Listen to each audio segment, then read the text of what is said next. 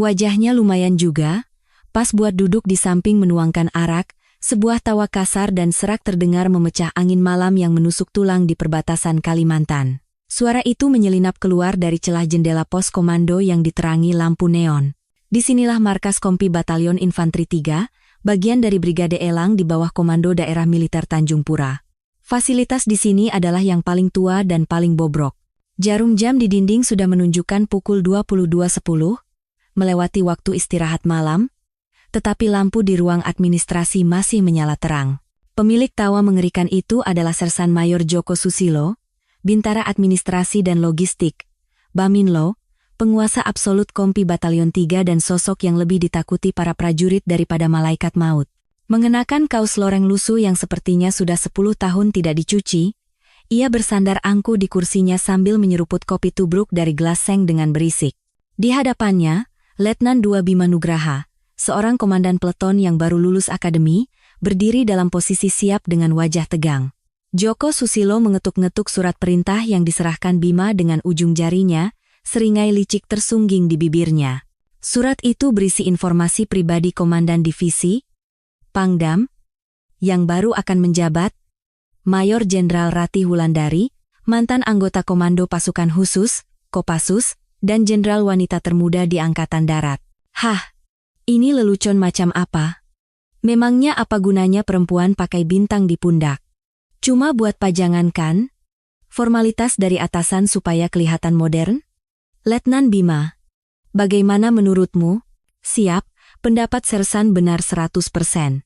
Apa yang bisa diharapkan dari perempuan yang pengalaman lapangannya nol besar? Jawab Letnan Bima. Keringat dingin mengalir di punggungnya. Berusaha keras untuk tidak menyinggung perasaan Joko Susilo.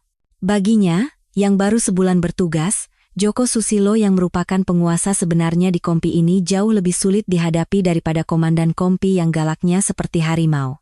Joko Susilo mendecakkan lidah dengan jijik. Lalu meremas surat perintah itu dan melemparkannya ke tempat sampah. Hei, Kopral Bagus, kamu bengong saja di sana? Tidak punya inisiatif? Cepat siapkan air panas untuk kopi. Kopral Bagus Santoso, yang sedang menyelesaikan tumpukan tugas administrasi di sudut ruangan, terlonjak kaget dan langsung berdiri. Matanya cekung seperti orang yang begadang berhari-hari, lengan seragamnya sudah usang. Siap, laksanakan. Mohon maaf, lihat gayanya, lamban sekali. Mentang-mentang sebentar lagi bebas tugas, disiplinnya hilang semua. Hei, tabungan prajuritmu bulan ini cair. Kan? Dapat sekitar 50 juta? Mata Joko Susilo berkilat seperti serigala yang mengincar mangsa. Bahu Kopral Bagus menegang. Itu? Untuk tambahan biaya operasi ibu saya, Sersan. Aduh, anak berbakti rupanya. Hei, selama ini siapa yang sering memberimu surat izin cuti? Kalau sudah di luar nanti, itu semua jadi utang. Tahu. Manusia kalau sudah dibantu itu harus tahu balas budi. Biaya operasi ibumu itu urusan lain, uang terima kasih untukku itu urusan lain. Kalau kamu mau cuti terakhirmu lancar, pintar-pintarlah sedikit. Siap, mengerti. Itu adalah ancaman dan pemerasan yang terang-terangan, penyalahgunaan kekuasaan yang menjijikkan. Namun, di pos terdepan yang terisolasi dari dunia luar ini, perkataan Joko Susilo adalah hukum. Para komandan Kompi sebelumnya selalu menutup mata terhadap korupsinya dengan alasan Joko yang mengurus semua logistik, bahkan komandan batalion pun enggan mencari masalah dan membiarkannya. Hasilnya, Joko Susilo bebas menganggap gaji para prajurit seperti uangnya sendiri, menyelewengkan logistik militer dan menjualnya ke pengepul barang bekas di desa terdekat. Kopral Bagus menggigit bibirnya hingga berdarah. Sekuat apapun ia mengepalkan tinjunya, tak ada yang bisa ia lakukan sebagai prajurit yang akan segera purna tugas. Jadwal cutinya tinggal 2 hari lagi. Jika Joko Susilo mencari-cari alasan untuk membatalkan cutinya, ia mungkin tidak akan bisa bertemu ibunya yang sedang sakit keras. Matanya memerah karena menahan amarah, tetapi ia hanya bisa menunduk dalam-dalam dan menjawab dengan suara bergetar. Siap, akan saya siapkan. Nah, begitu kan bagus. Kopral Bagus memang paling mengerti cara bersosialisasi. Sana, buatkan kopi, pakai gula yang banyak. Joko Susilo bersenandung sambil mengeluarkan sebuah buku catatan rahasia dari laci mejanya. Di dalamnya, tertulis dengan sandi yang hanya ia ketahui, daftar uang yang ia peras dari prajurit dan barang-barang logistik yang ia gelapkan. Dengan buku ini, ia berambisi membangun sebuah ruko megah di pusat kota Pontianak. Masa pensiunnya tinggal 3 tahun lagi. Jika ia bisa bertahan selama itu, masa tua yang mewah sebagai pemilik properti, ditambah dengan dana pensiun tentara yang besar, sudah di depan mata. Siapapun yang datang tidak akan bisa menyentuh kerajaanku. Jangankan jenderal bintang 100 pun datang. Ini tetap wilayahku. Tepat pada saat itu, di depan pos jaga gerbang utama, sebuah sedan hitam meluncur tanpa suara menembus kegelapan pekat dan berhenti. Di tengah gerimis salju tipis dan udara malam yang menusuk, seorang penjaga mendekat dengan waspada sambil menyorotkan senter. Berhenti, angkat tangan. Bergerak saya tembak. Sebutkan kata sandi dan identitas Anda. Jendela di kursi pengemudi turun tanpa suara. Tidak ada sopir, yang ada hanyalah seorang wanita berseragam dinas di belakang kemudi. Dengan tatapan sedingin es, ia menatap lurus ke arah penjaga. Di bawah cahaya lampu yang remang, tanda pangkat di kedua bahunya memantulkan sinar lampu pos jaga dengan jelas dan tajam. 2 bintang berkilauan. Mayor Jenderal. Mata penjaga itu terbelalak seolah mau copot. Seorang pangdam mengemudi sendiri, tanpa pengawalan dan pemberitahuan, melakukan inspeksi mendadak ke unit bawahannya di tengah malam buta seperti ini adalah sesuatu yang tak terbayangkan. Pangdam. Hormat. Gerak. Buka gerbang.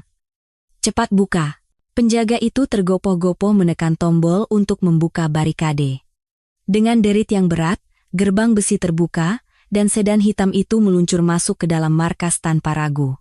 Mayor Jenderal Ratih Wulandari mencengkeram kemudi hingga buku-buku jarinya memutih. Matanya berkilat dingin karena amarah. Semasa di Kopassus, ia telah berhadapan dengan banyak penjahat kelas kakap dan memimpin operasi-operasi berbahaya. Namun, musuh yang paling ia benci bukanlah yang berada di luar perbatasan negara, melainkan kanker dari dalam. Mereka yang memeras darah prajuritnya dan memanfaatkan tugas suci pertahanan negara untuk memperkaya diri sendiri. Tepat sebelum Ratih dilantik menjadi Pangdam, sebuah surat kaleng tiba di meja Inspektorat Jenderal TNI. Namun, para petinggi mencoba menutupinya dengan alasan menjaga citra baik institusi. Ratih tidak bisa tinggal diam, melihat praktik busuk yang sudah mengakar itu. Akhirnya, ia bahkan melewatkan upacara pelantikannya sendiri, langsung mengemudikan mobilnya menuju pos terdepan di perbatasan Kalimantan ini. Mobil jeep itu melintasi lapangan upacara dan berhenti mendadak di depan gedung Kompi. Dari celah jendela, tampak seberkas cahaya remang. Ratih membuka pintu mobil dengan kasar dan melangkah keluar. Angin perbatasan yang dingin menerbangkan rambut pendeknya. Dengan tangan bersarung kulit hitam, ia merapikan seragam tempurnya. Bau busuknya sampai tercium ke sini, gumamnya. Itu adalah kata-kata pertamanya. Tanpa ragu, Ratih melangkah masuk ke dalam gedung. Melewati ruang piket di mana seorang perwira jaga tertidur, ia berhenti di depan pintu ruang administrasi, tempat suara tawa angkuh terdengar. Dari dalam, suara sombong Joko Susilo masih terdengar jelas. "Hei, Letnan Bima. Dulu aku ini, panggil-panggilan abang adik sama Pangdam, perempuan yang katanya mau datang ini, si Ratih, juga bukan siapa-siapa. Begitu datang, kita ajak makan-makan besar, kasih amplop sedikit, pasti langsung jinak. Namanya juga perempuan, paling lemah sama uang dan barang mewah." Alis Ratih berkedut. Merasa tidak ada gunanya mendengar lebih lama lagi, ia tidak memegang gagang pintu, melainkan menendangnya dengan sepatu bot tempurnya. Brak! Pintu besi yang kokoh itu menghantam dinding dengan suara memekakan telinga. Ruang administrasi yang tadinya riuh mendadak hening. Joko Susilo, yang sedang menyeruput kopi, menyemburkan kopi panas ke celananya dan melompat berdiri. Kopral Bagus yang terkejut menjatuhkan nampan yang dipegangnya. Letnan Bima hanya bisa ternganga, membeku di tempat. Siapa? Siapa itu? Kurang ajar. Berani-beraninya masuk ruangan Baminlok tanpa mengetuk. Teriak Joko Susilo dengan marah. Sambil membersihkan noda kopi di celananya dan mengangkat kepala, pupil matanya melebar tak terkendali. Di ambang pintu, berdiri seorang wanita yang memancarkan aura lebih dingin dari udara beku Siberia. Di kedua bahunya, tersemat wibawa yang lebih berat dari kegelapan di luar. Ratih melangkah perlahan, sangat perlahan, Mendekati Joko Susilo, setiap derap sepatu botnya di lantai ruang administrasi membuat jantung Joko Susilo menciut. Ratih berhenti tepat di depan hidung Joko. Ia menyapu pandangannya, mulai dari kaos loreng kumal yang dikenakan Joko, buku-buku catatan yang berantakan di mejanya, hingga wajah Kopral Bagus yang pucat ketakutan. Secara naluriah, Joko Susilo mengambil sikap sempurna dan memberi hormat. Suaranya bergetar seperti anak domba. "Siap. Baminlok, Sersan Mayor Joko Susilo." Ratih tidak membalas hormatnya. Sebaliknya, ia memungut surat perintahnya yang teronggok di tempat sampah. Ia membentangkan kertas kusut itu tepat di depan mata Joko. "Tadi kamu bilang apa? Perempuan pajangan yang bagus untuk menuangkan minuman?" Suara Ratih rendah, tetapi cukup mengintimidasi untuk membekukan udara di ruangan itu. Wajah Joko Susilo memucat, lalu berubah menjadi kelabu. Tidak. Maksud Anda apa?" "Saya tidak. Saya Mayor Jenderal Ratih Wulandari, Panglima Kodam Tanjung Pura. Kalau telingaku tidak salah dengar, barusan kamu tidak hanya menghina atasan, tapi juga merencanakan penyuapan dengan sangat detail." Ratih mengetuk papan nama di dada Joko dengan tongkat komandonya. "Sersan Mayor Joko Susilo. Aku tidak tertarik mendengar alasan apapun dari mulut kotormu itu. Mulai detik ini, ruang administrasi Batalion 3 diambil alih oleh tim Inspektorat Kodam. Uang yang kamu peras dari prajurit, logistik yang kamu gelapkan, dan semua ucapan menjijikan yang baru saja kamu lontarkan. Akan kupastikan kamu memuntahkan semuanya, tanpa ada yang tersisa." Saat itu, Komandan Piket Batalion yang terlambat menyadari situasi, berlari masuk ke ruang administrasi. "Siap, Pangdam." Komandan Piket Batalion 3, Kapten Dodi Firmansyah, "Mohon maaf tidak menerima pemberitahuan kunjungan sehingga penyambutan terlambat." Ratih bahkan tidak meliriknya, tatapannya masih terkunci pada Joko Susilo saat ia memberi perintah. "Komandan Piket, segera hubungi polisi militer dan tangkap orang ini." Kaki Joko Susilo lemas, nyaris membuatnya jatuh terduduk. Seumur hidupnya ia berkuasa seperti raja di unit ini. Ia tidak bisa membiarkan hidupnya hancur hanya karena seorang pangdam wanita. Otaknya berputar cepat. Bukti. Aku harus menghilangkan bukti. Dan aku harus menyebarkan rumor kalau perempuan ini menyalahgunakan wewenang untuk menindas bintara yang tidak bersalah. Dunia militer itu sempit. Dan solidaritas korps selalu kuat. Jika ia bisa menunjukkan kekuatan persatuan para bintara, bahkan seorang pangdam pun tidak akan berani macam-macam. Joko Susilo memaksakan ekspresi wajahnya, berteriak seolah-olah dialah korban yang paling teraniaya di dunia. "Pangdam? Ini keterlaluan. Saya sudah mengabdi lebih dari 20 tahun untuk unit ini. Hanya karena candaan, saya langsung ditangkap. Ini jelas-jelas tindakan semena-mena dan pelecehan terhadap korps bintara." Melihat sikap tidak tahu malunya, Kopral Bagus hanya bisa menahan napas. Setiap kali dalam krisis, Joko Susilo selalu lolos dengan menekankan semangat kita semua saudara. Namun, Ratih hanya tersenyum sinis. "Mengabdi? Yang kamu abdi hanya saldo rekening bankmu yang gemuk itu. Apa karena sudah lama berdinas, kamu merasa bisa mengajari atasan? Mimpi saja." Ratih menatap Joko Susilo dengan dingin. "Waktu di pasukan khusus, aku tidak pernah kompromi dengan penjahat. Apalagi dengan pengkhianat yang menusuk dari belakang, belas kasihan itu adalah kemewahan. Bersiaplah. Akan kupastikan kamu tidak akan bisa menikmati sepeser pun dari dana pensiunmu yang berharga itu." Ratih memberi isyarat dengan dagunya kepada Komandan Piket. "Bawa dia." Mendengar itu, sudut mata Joko Susilo berkedut hebat. Ia tidak bisa membiarkan ini berakhir begitu saja. Ia menggerakkan jarinya di dalam saku, mencoba mengirim sinyal darurat secara diam-diam melalui ponsel keduanya. Penerimanya adalah bintara utama, Bama Brigade, orang paling berpengaruh di kalangan bintara dan bekingan Joko Susilo. Jika dia turun tangan, situasi ini mungkin bisa dibalikkan. Namun, indera Ratih sangat tajam. Dalam sekejap, ia memelintir lengan Joko Susilo. "Arge." Rasa sakit karena sendinya dipuntir membuatnya menjerit dan menjatuhkan ponselnya.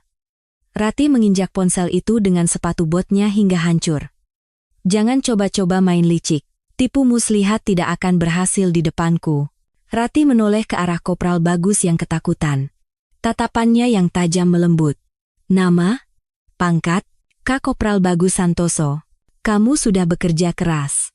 Jangan khawatirkan gajimu yang diperas dan biaya rumah sakit ibumu. Prajurit yang mengenakan seragam adalah pejuang yang membela tanah air, bukan pesuruh yang mengisi kantong para atasan. Aku akan menyelesaikannya dengan mempertaruhkan kehormatanku.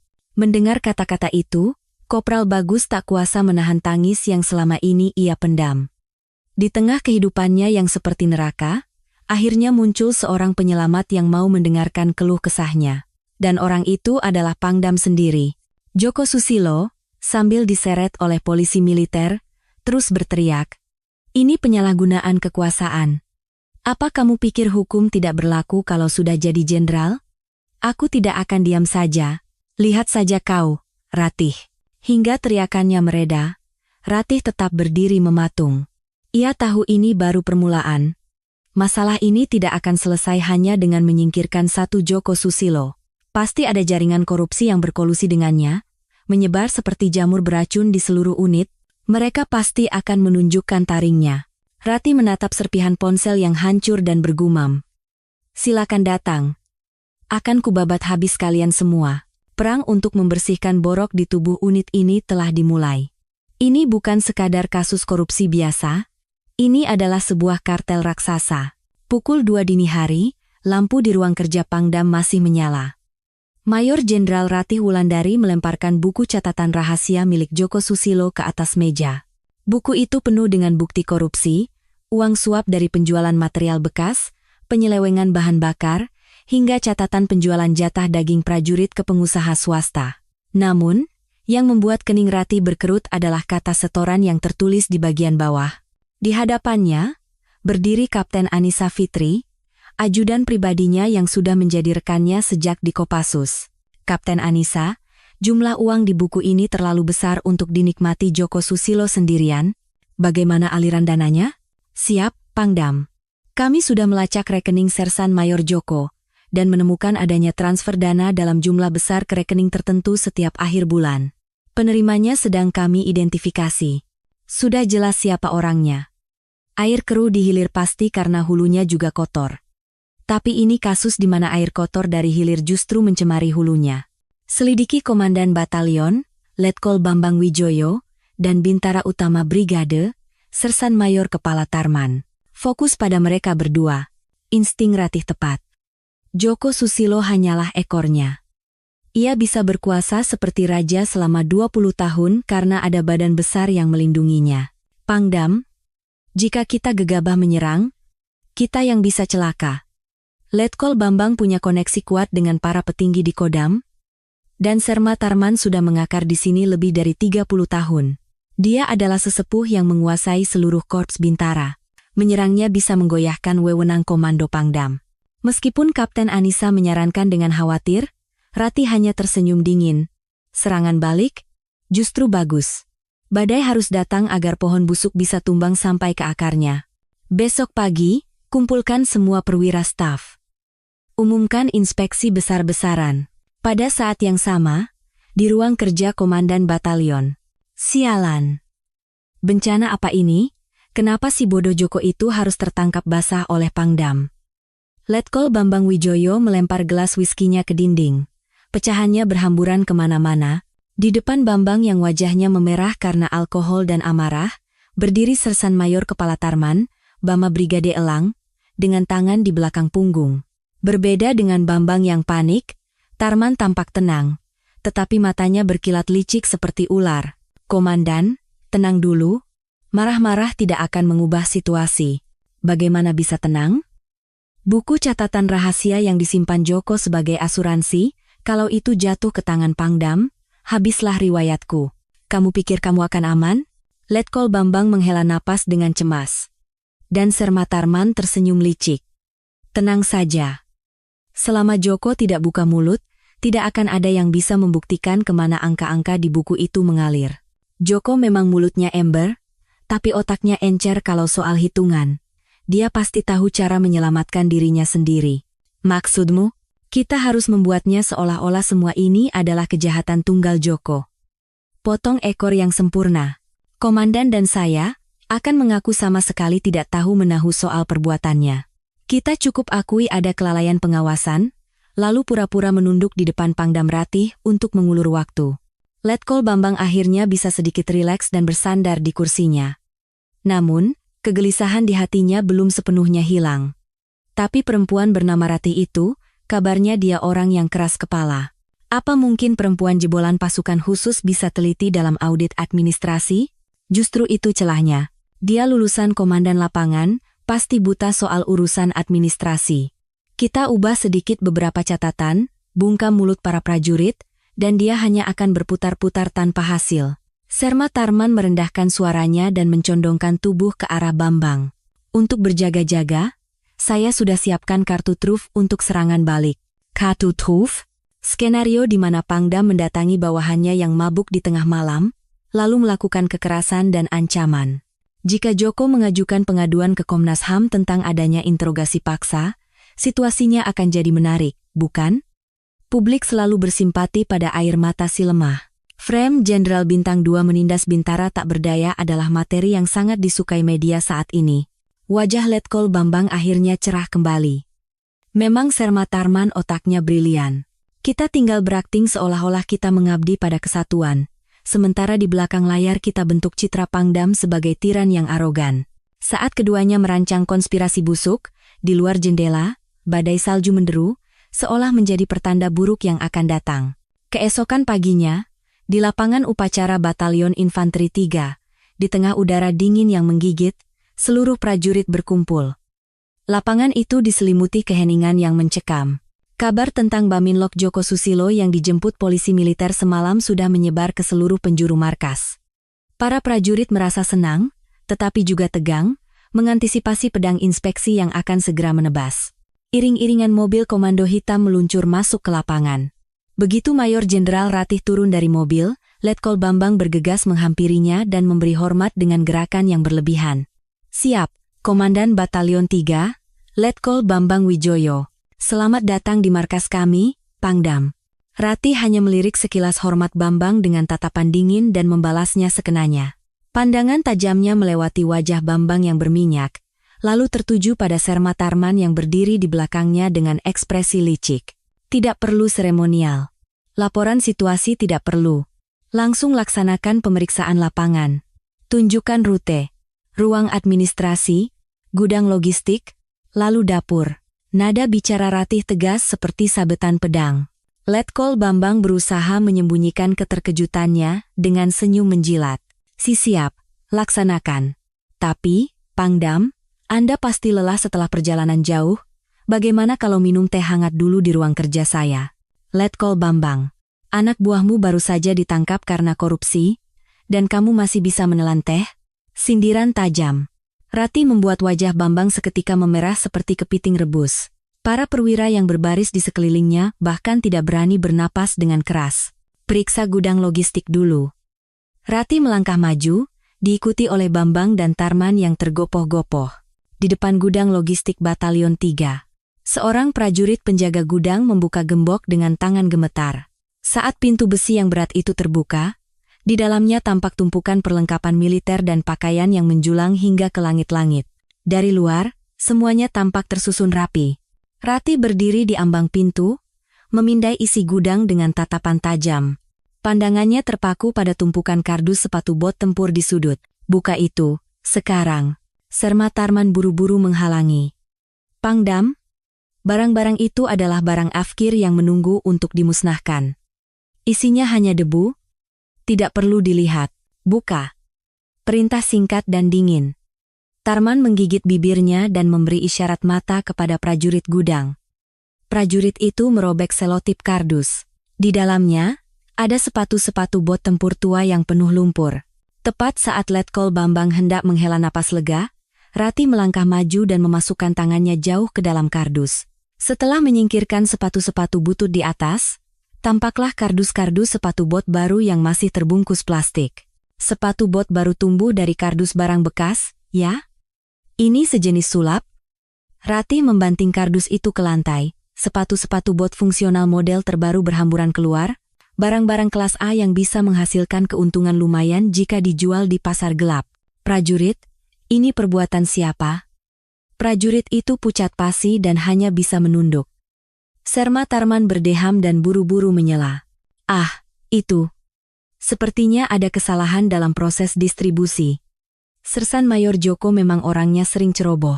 Serma Tarman, aku tidak bertanya padamu. Ratih menatap Tarman dengan dingin. Tatapan membunuh itu membuat Tarman yang sudah makan asam garam pun merinding dan terdiam. Ratih kembali menatap prajurit gudang. Prajurit, jika kamu bicara jujur, kamu akan kubebaskan dari tuntutan. Tapi jika kamu berbohong atau diam, kamu juga akan kuanggap sebagai kaki tangan dan kuadili di mahkamah militer. Pilihlah. Prajurit itu menangis sambil melirik ke arah Letkol Bambang dan Serma Tarman. Bambang melotot, mengirimkan sinyal untuk tutup mulut. Namun, tekanan dari bintang 2 di depannya jauh lebih besar. Ini perintah dari Bamin Lok, Sersan Mayor Joko Susilo. Beliau memerintahkan untuk mengklasifikasikan semuanya sebagai barang afkir dan mengeluarkannya secara diam-diam. Truk dari pengepul dijadwalkan datang sore ini. Ratih mengangguk singkat. Sesuai dugaannya, Kapten Anissa, amankan foto bukti di lokasi dan sita semua barang. Dan, Letkol Bambang, siap Pangdam. Selama sistem logistik unitmu membusuk sampai separah ini, apa yang kamu lakukan sebagai komandan batalion? Apa kamu benar-benar tidak tahu saat Joko Susilo menggelapkan barang sebanyak ini? Saya tidak bisa berkata apa-apa. Ini semua kelalaian saya. Saya tidak pernah membayangkan Joko Susilo bisa sekorupsi ini. Saya akan mengusut tuntas dan menindak tegas. Bambang berusaha berkelit dengan melimpahkan semua kesalahan pada Joko.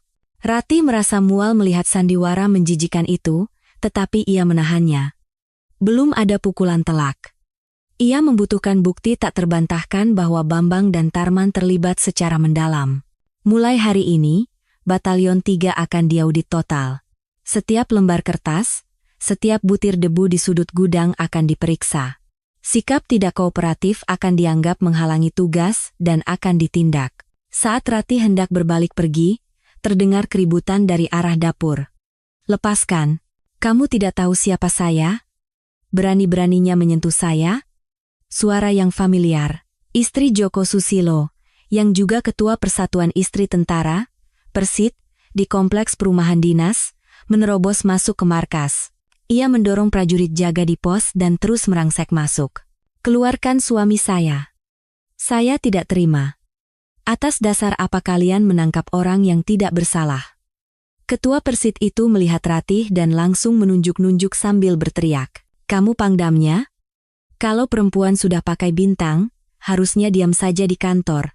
Kenapa malah mengacaukan rumah tangga orang? Suami saya sudah mengabdikan seluruh masa mudanya untuk unit ini, dan sekarang, menjelang pensiun, kalian perlakukan seperti ini? Letkol Bambang dan Serma Tarman bersorak dalam hati. Keributan yang dibuat ketua Persit ini adalah skenario yang mereka harapkan. Ratih tidak menghindar dari wanita yang menyerangnya, ia berdiri tegap. Kapten Anissa mencoba menghalangi, tetapi Ratih menahannya dengan isyarat tangan. Ibu, apa Anda lupa kalau ini adalah markas militer dan Anda sedang membuat keributan? Keributan? Kamu bilang ini keributan? Suami saya dituduh korupsi. Ada buktinya? Ini semua fitnah. Saya tahu, kamu sengaja menjadikan suami saya kambing hitam untuk menunjukkan wibawamu sebagai pejabat baru. Buktinya lebih dari cukup. Apa aku perlu sebutkan kalau suamimu memeras uang hasil keringat prajurit untuk membelikanmu tas mewah dan membiayai sekolah anaknya di luar negeri? Sergahan Ratih membuat mata wanita itu bergetar hebat. Hasil penyelidikan juga menunjukkan ada aliran dana suap dari rekanan militer ke rekening pribadimu. Kalau ibu terus membuat keributan di sini, ibu juga akan saya serahkan ke polisi sebagai kaki tangan. Warga sipil tidak terkecuali. Sebaiknya ibu pulang dengan tenang, dan tunggu panggilan pemeriksaan. Terintimidasi oleh aura Ratih yang mengancam, wanita itu hanya bisa membuka tutup mulut tanpa bisa berkata apa-apa.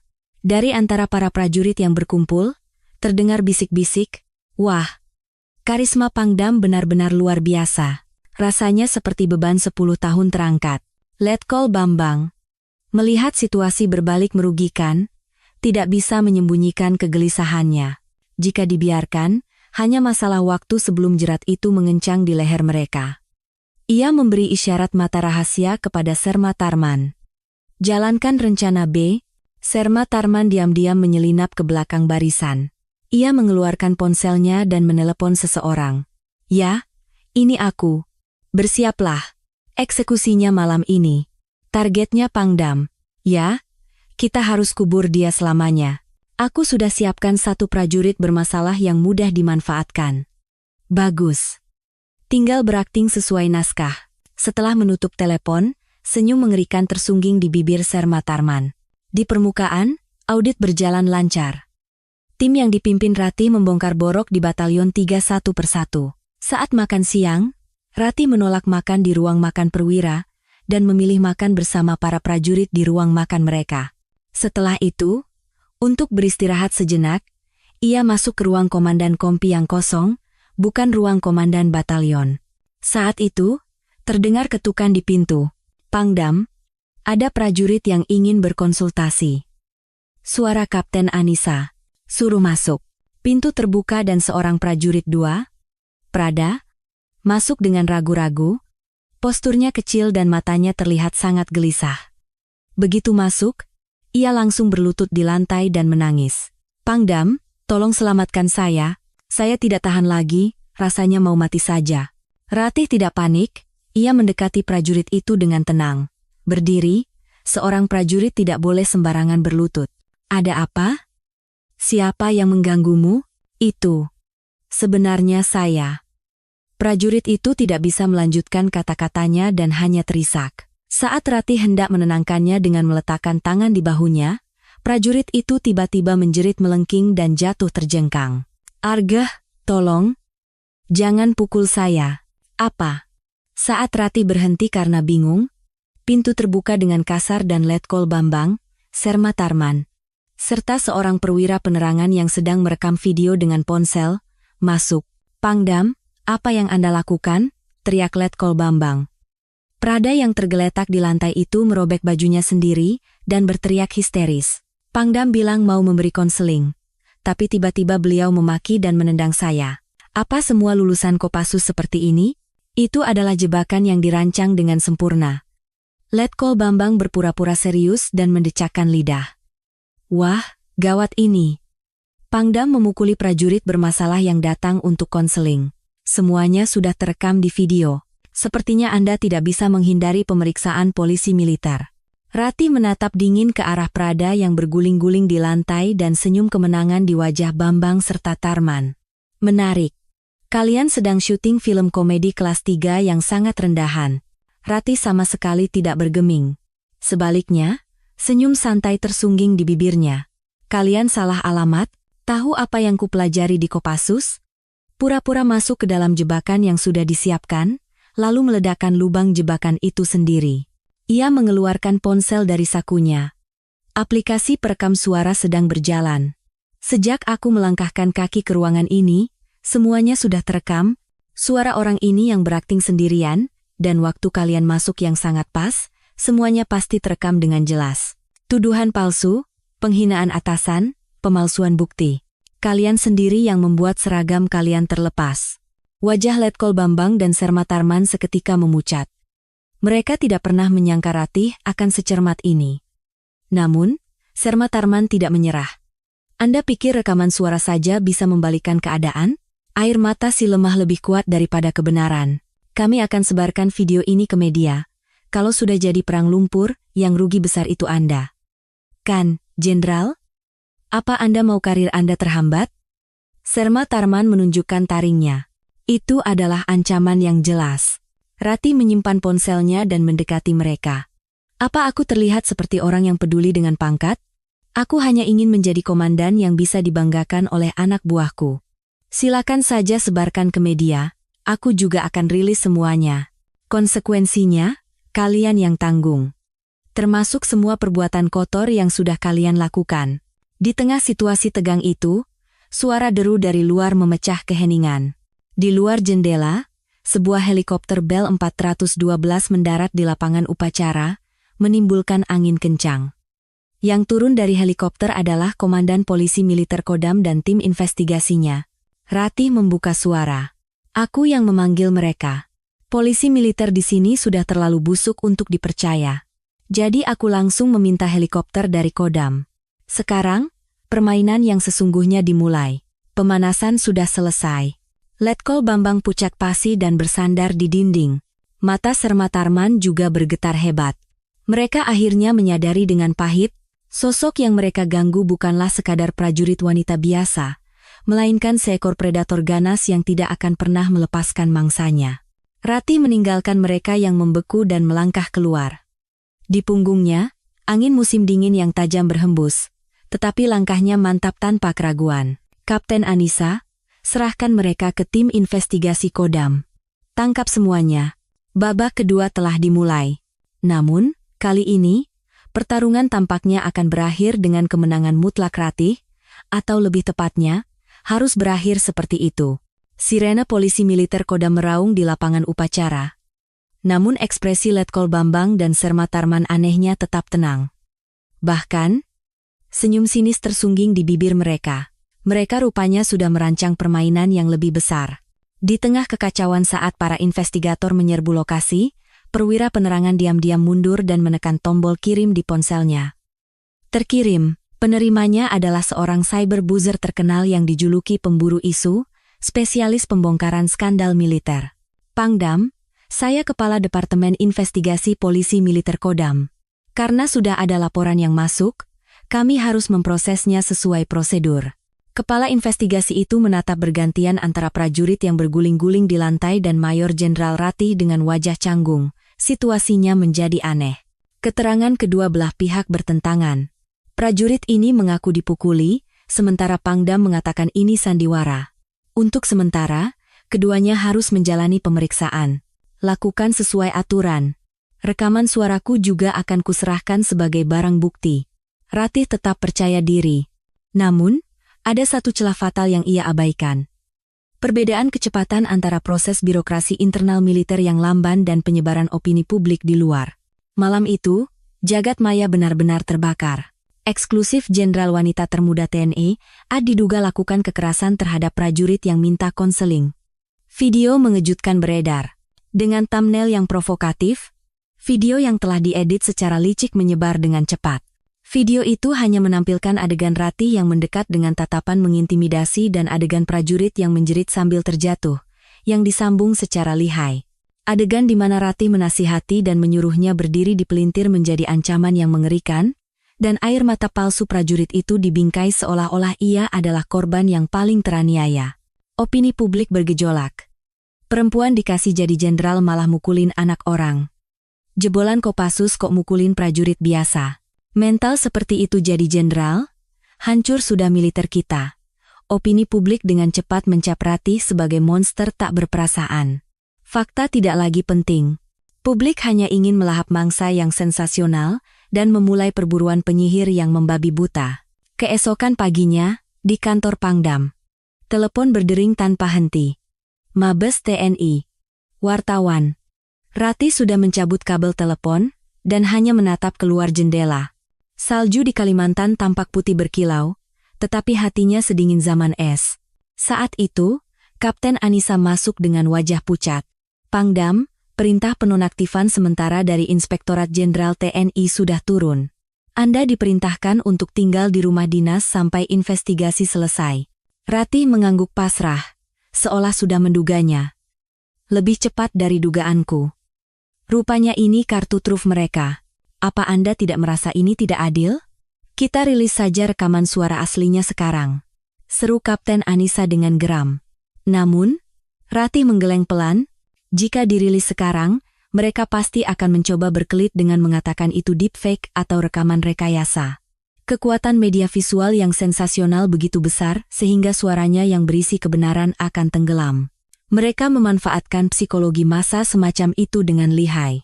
Saat itu, Letkol Bambang menerobos masuk ke kantor Pangdam tanpa mengetuk pintu. Seolah-olah atasan yang sudah dinonaktifkan tidak lagi layak dihormati. Wajahnya menunjukkan superioritas yang menjijikkan. Siap. Saya datang untuk menyampaikan perintah serah terima jabatan.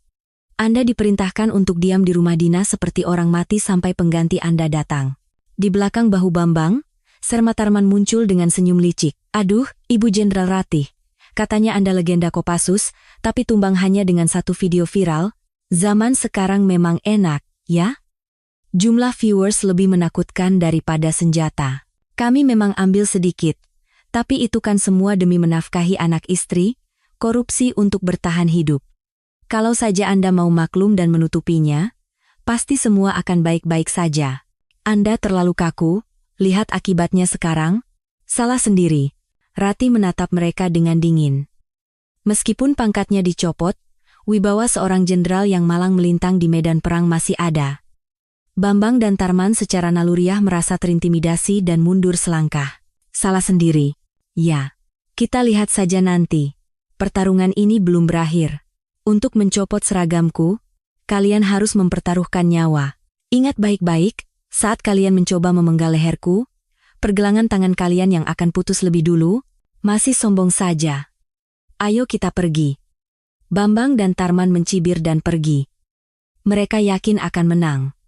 Selagi Ratih terkurung, mereka tinggal membakar semua buku catatan korupsi dan menyamakan alibi. Malam itu, di tempat pembakaran sampah, asap tebal mengepul ke langit malam. Sermatarman melemparkan kardus berisi buku catatan rahasia dan kontrak-kontrak ilegal ke dalam api. Menara korupsi raksasa yang dibangun selama 20 tahun berubah menjadi segenggam abu. Bakar semuanya sampai habis. Perintah Tarman kepada para prajurit. Melihat api yang berkobar, Bambang tertawa seolah bebannya terangkat. Ratih akan pensiun dengan tidak terhormat, dan kita paling hanya kena sanksi ringan lalu pindah tugas. Mari kita hidup mewah dengan uang yang sudah kita kumpulkan. Betul sekali. Potong ekor adalah hukum bertahan hidup di dunia ini. Kan? Keduanya berjabat tangan, merayakan kesepakatan iblis mereka. Mereka sama sekali tidak menyadari bahwa di balik kegelapan di seberang kobaran api, sebuah lensa inframerah sedang merekam setiap gerak-gerik mereka. Ratih terduduk di sofa rumah dinasnya. Di berita, seorang pembawa acara terus menyerangnya, menyebutnya jenderal arogan. Berisik, ia mencabut kabel TV. Keheningan yang berat menyelimuti ruangan. Ia meraba-raba sebuah lencana usang di sakunya. Peninggalan seorang rekan yang gugur saat di Kopassus. Komandan, kebenaran tidak akan tenggelam. Suara berat rekannya terngiang seperti halusinasi. Ratih menggigit bibirnya.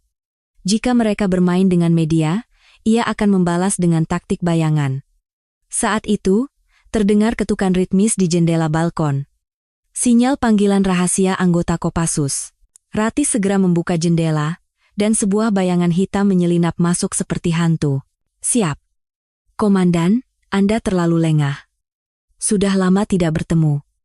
Pria itu melepas topinya, menampakkan wajah yang jenaka, namun dengan tatapan mata yang tajam. Dia adalah Sersan 1 Pern. Andi, tangan kanan Ratih di Kopassus. Setelah pensiun, ia terkenal sebagai konsultan keamanan di sebuah perusahaan militer swasta, PMC, dan seorang penyelesai masalah. Sersan Andi, kau terlambat. Mohon maaf. Menerobos pos jaga si gampang, tapi saya harus bersusah payah mengelabui mata-mata yang mengikuti saya. Andi berkata santai sambil membuka ranselnya. Berita di TV benar-benar parah, Anda jadi musuh publik nomor 1. Saya tahu betul, kalau memang komandan yang melakukannya, rahangnya pasti sudah hancur, bukan cuma didorong. Ratih tidak menanggapi candaannya. Barangnya? Andi segera memasang wajah serius dan mengeluarkan laptop. Tentu saja. Perintah komandan, saya siap masuk ke neraka, sekalipun untuk mengambilnya. Andi menampilkan layar laptop. Ini hadiah pertama. Di layar, video dari tempat pembakaran sampah diputar dengan kualitas 4K. Percakapan menjijikan antara Bambang dan Tarman saat membakar bukti terdengar jelas tanpa gangguan. Bagus. Lokasi pemusnahan bukti sudah diamankan. Tapi untuk menghancurkan otaknya, kita harus memotong sumber dananya. Saya sudah siapkan untuk itu. Ini hadiah kedua. Andi mengeluarkan sebuah foto usang dari amplop. Foto sebuah tempat penampungan barang bekas yang suram di pinggiran kota. Ini milik adik sepupu Sermatarman. Papan namanya saja tempat barang bekas, Tapi sebenarnya ini tempat pencucian barang curian. Mulai dari bahan bakar yang digelapkan dari militer, kabel komunikasi, sampai berbagai peralatan, semuanya mengalir ke sini. Tapi intinya bukan itu, bisik Andi. Mereka mengubah gudang bawah tanah menjadi ruang server raksasa. Mereka menjalankan situs judi ilegal dan mencuci uang hasil korupsi dengan menyamarkannya sebagai pendapatan judi. Ini adalah pusat pencucian uang mereka, mata Ratih berkilat tajam. Ini bukan sekadar korupsi, ini adalah organisasi kejahatan raksasa yang menjadi parasit di tubuh militer. Informasinya akurat, pasti. Tadi malam saya menyusup dengan risiko tinggi dan berhasil mengamankan sebuah USB. Di dalamnya, ada buku catatan ganda mereka dan daftar setoran selama 5 tahun terakhir. Termasuk daftar nama para petinggi yang menerima suap. Andi menggoyangkan sebuah flash disk hitam. Itu adalah pemicu mematikan yang bisa melenyapkan Bambang, Tarman, dan seluruh jaringan mereka dalam sekejap. Kerja bagus, Sersan Andi. Aku tahu kau bisa diandalkan. Senyum tipis tersungging di bibir Ratih. Tapi, Komandan, kita tidak bisa langsung menyerahkan ini ke pihak berwajib. Kemungkinan besar ada informan mereka di internal polisi militer. Untuk membalikan keadaan secara total, kita butuh momen yang dramatis. Ya, besok pukul 10 pagi, Dewan Kehormatan Perwira untukku akan diadakan di Aula Utama Kodam. Mereka berencana menggelar pengadilan massa untuk mencopot seragamku. Ratih bangkit berdiri, aura membunuh yang dingin terpancar darinya. Kalau begitu, kita ganti saja aktor utama dalam sandiwara itu, Sersan Andi, bersiaplah. Siap, laksanakan. Nama operasinya apa? Operasi pembersihan. Bakar habis semua sampah busuk itu. Keesokan harinya, pukul 10 pagi, di Aula Utama Markas Kodam Tanjung Pura. Suasana sidang Dewan Kehormatan begitu tegang hingga suara napas pun nyaris tak terdengar. Di kursi utama, duduk Ketua Dewan, seorang petinggi dari Mabes TNI. Ia adalah teman seangkatan Letkol Bambang di akademi dan sejak lama menganggap Ratih sebagai duri dalam daging. Di kiri kanannya, duduk para perwira hukum dan inspektorat. Di barisan penonton, Letkol Bambang dan Serma Tarman duduk dengan angkuh, tersenyum penuh kemenangan. Mereka yakin hari ini adalah akhir dari karir militer Ratih. Terperiksa. Mayor Jenderal Ratih Wulandari, dipersilakan masuk, pintu berat terbuka dan Ratih muncul. Ia mengenakan seragam dinas lengkap yang sempurna. Tanda jasa dan brevet di dadanya membuktikan pengabdiannya, dan pangkat di bahunya berkilauan di bawah sorotan lampu. Tak ada sedikit pun raut tertekan seperti seorang pesakitan. Sebaliknya, ia melangkah dengan gagah seperti seorang jenderal pemenang perang dan berdiri tegap di tengah ruangan. Mayor Jenderal Ratih. Anda berada di sini atas tuduhan penganiayaan bawahan dan pelanggaran etika. Apakah Anda mengakui tuduhan tersebut? Tanya Ketua Dewan dengan angkuh. Saya tidak mengakuinya. Jawaban tegas tanpa keraguan itu membuat kening Ketua Dewan berkerut. Video bukti yang jelas sudah tersebar di berita. Dan Anda masih mau menyangkal? Benar-benar tidak tahu malu. Perwira seperti Anda adalah aib bagi institusi kita. Oleh karena itu, Dewan ini memutuskan untuk memecat Anda. Tunggu sebentar. Ratih memotong ucapan Ketua Dewan dengan berani. Aula mulai bergemuruh. Sebelum Anda memutuskan nasib saya, ada satu kebenaran yang harus diketahui oleh semua yang ada di sini. Apa yang kau lakukan? Mencoba mengulur waktu? Saya tidak mengulur waktu. Saya mencoba mengembalikan waktu yang telah dimanipulasi ke tempatnya semula, ke masa sebelum kebenaran ditutupi. Atas isyarat Ratih, pintu belakang terbuka dan Sersan Andi masuk. Mengenakan setelan rapi, ia dengan lihai menghubungkan laptopnya ke layar utama di aula. Apa-apaan ini? Siapa warga sipil itu? Polisi militer. Kenapa diam saja? Cepat seret dia keluar. Letkol Bambang melompat dari kursinya dan berteriak. Perasaan cemas yang dingin menyelimutinya. Duduk. Bentak Ratih, suaranya menggema di seluruh aula. Mulai sekarang, siapapun yang bergerak tanpa izinku akan kuanggap sebagai kaki tangan. Karisma membunuh Ratih membuat para polisi militer pun membeku. Di saat itu, video mulai diputar di layar. Video pertama, Rekaman Bambang dan Tarman yang tertawa-tawa sambil membakar buku catatan rahasia di tempat pembakaran sampah. Ekor cicak boleh putus, yang penting badannya selamat. Percakapan busuk mereka terdengar dari speaker. Seketika, aula menjadi senyap seolah disiram air es. Wajah Bambang pucat pasi, dan serma Tarman ternganga. Itu rekayasa. Deepfake, teriak Tarman. Namun, video terus berlanjut. Layar kedua, sebuah file Excel. Dengan judul buku kas Dana Gelap Kodam Tanjung Pura, rincian jumlah penggelapan dan alur setoran ditampilkan. Dan di tengah-tengah daftar itu, dengan sangat mengejutkan, nama Ketua Dewan Kehormatan tercetak dengan jelas. Hah? Ketua Dewan itu tersentak. Ia melihat namanya sendiri di samping catatan fasilitas golf 5 kali, uang tunai 300 juta. Ratih melangkah perlahan ke arah kursi Ketua Dewan. Bapak Ketua, atau haruskah saya panggil senior? Daripada mengkhawatirkan etika saya, sebaiknya Anda urus diri Anda sendiri dulu. Apakah Anda sudah menyiapkan penjelasan untuk tanggal-tanggal yang tertera di sana? Ini konspirasi. Dari mana dokumen palsu seperti ini? Palsu atau tidak, biar kejaksaan militer yang memutuskan. Sersan Andi, putar video ketiga. Itu adalah pukulan pamungkas. Rekaman saat serma Tarman diam-diam bertemu dengan prajurit bermasalah di tempat terpencil. Hei, tutup matamu dan berakting sekali saja. Aku jamin kamu bisa pensiun dini karena alasan medis. Cukup jatuhkan perempuan itu, dan hidupmu akan kujamin selamanya. Adegan di mana ia menyelipkan amplop tebal ke saku prajurit itu terekam dengan sempurna. Bukti tak terbantahkan. Itu adalah kamera tersembunyi.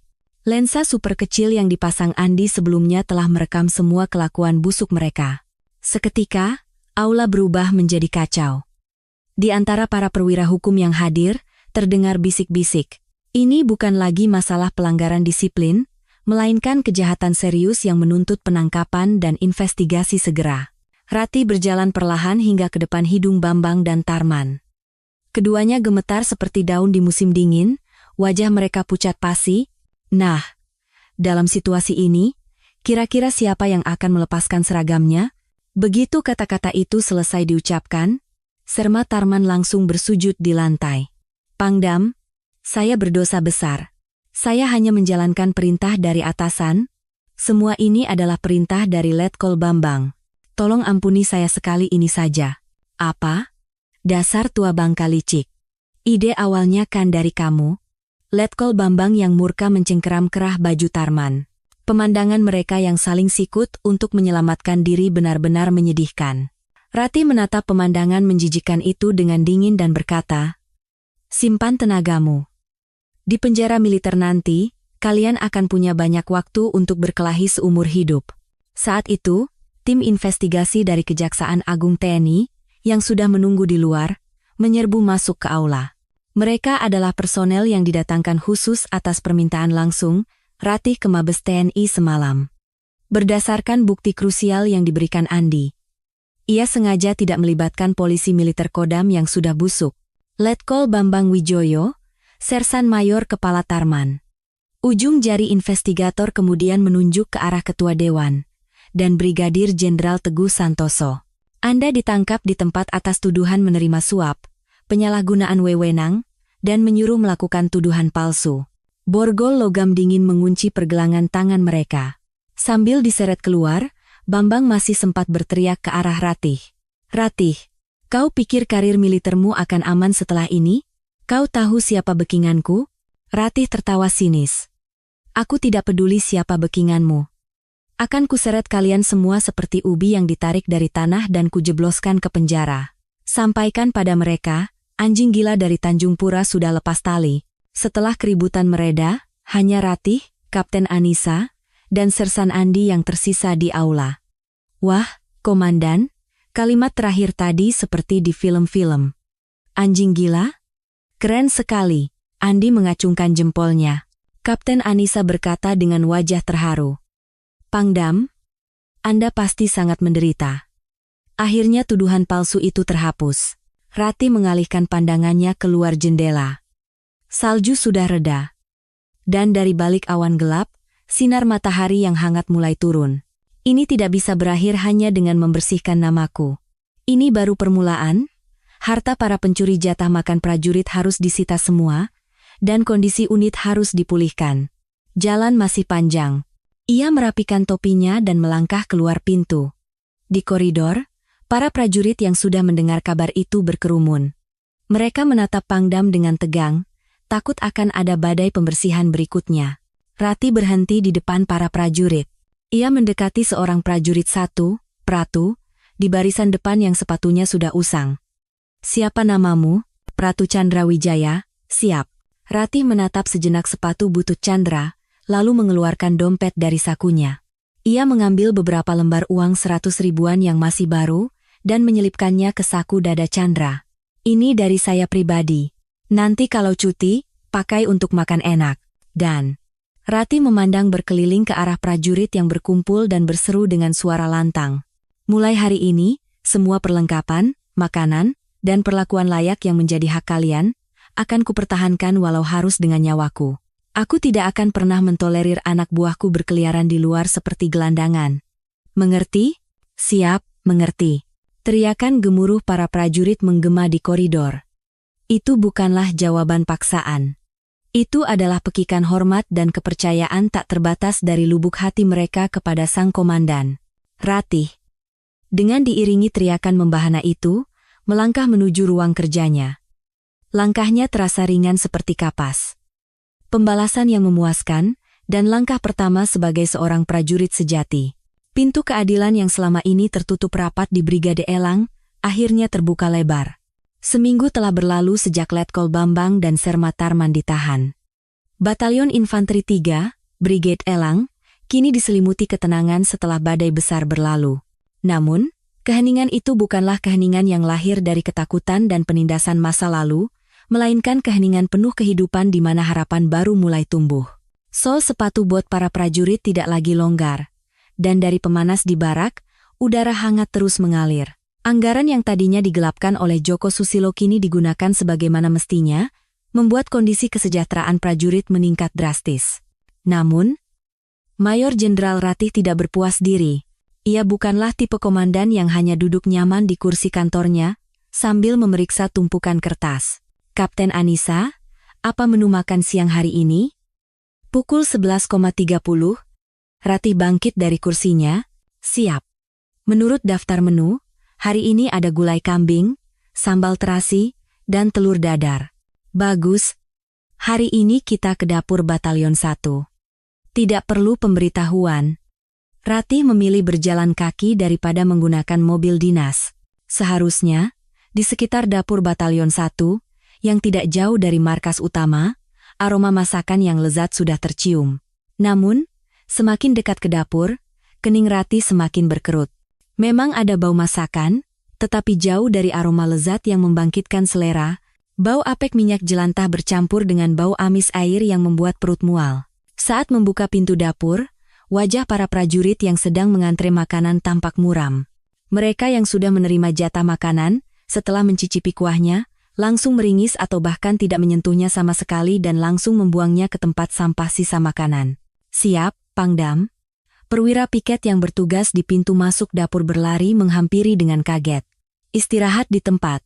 Lanjutkan makan." Ratih berjalan lurus ke arah meja saji. Tangan juru masak yang memegang sendok sayur gemetar. Setelah memeriksa isi panci besar, ekspresi Ratih mengeras. Katanya gulai kambing. Tetapi jangankan daging, yang terlihat hanya lemak putih yang mengambang. Dagingnya sendiri nyaris tak terlihat. "Ini yang kalian sebut gulai? Ini kan kuah lemak?" Juru masak di sampingnya ketakutan dan tidak berani mengangkat kepala. "Mohon maaf, Jenderal. Daging yang dikirim dari awal memang potongan lemak, jadi tidak bisa diolah lagi. Ini bukan salah prajurit. Panggil ahli gizi yang bertanggung jawab sekarang." Tak lama kemudian, seorang juru masak sipil dengan seragam putih berlari terengah-engah. Seorang wanita parubaya dengan aroma parfum yang menyengat dan anting-anting mencolok, sama sekali tidak cocok dengan suasana dapur. "Aduh, Ibu Jenderal, kalau datang mendadak begini kan kami jadi repot. Tidak memberi kami waktu untuk persiapan."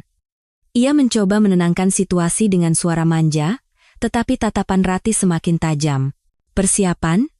Maksudmu, kalau aku datang, kalian akan menyajikan hidangan istana, bukan makanan anjing yang biasa kalian berikan? Rati mengangkat potongan lemak yang lembek dengan sendok sayur. Bau tengik yang menjijikkan menyebar. Apa ini makanan untuk manusia?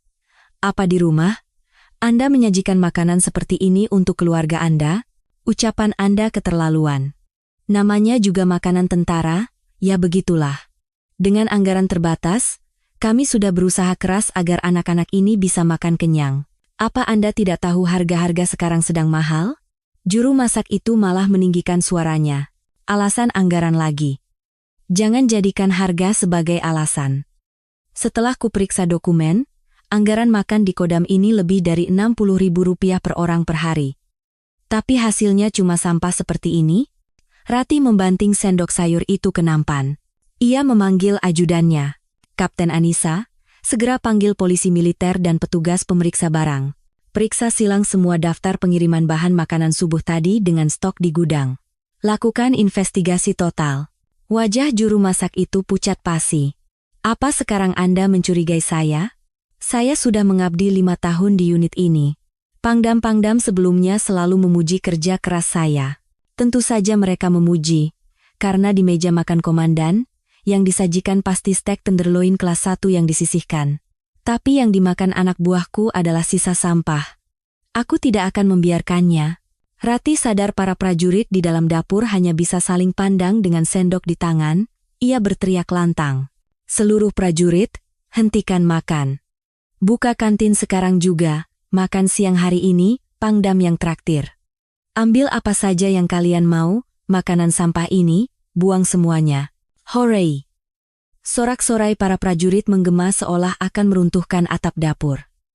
Rati meninggalkan anak-anak yang bersorak gembira dan melangkah menuju gudang bahan makanan. Di sana, ia yakin ada kebusukan yang lebih menjijikkan daripada daging busuk itu. Saat pintu besi yang berat itu terbuka, hawa dingin menyembur keluar. Tumpukan kardus hingga ke langit-langit ditempeli stiker daging sapi lokal kualitas 1. Tetapi setelah Rati merobek salah satu kardus dengan pisau, ia hanya bisa tertawa sinis. Isinya adalah daging impor berkualitas rendah yang tidak jelas asalnya, dan potongan lemak yang sudah menghitam, karena melewati tanggal kedaluarsa.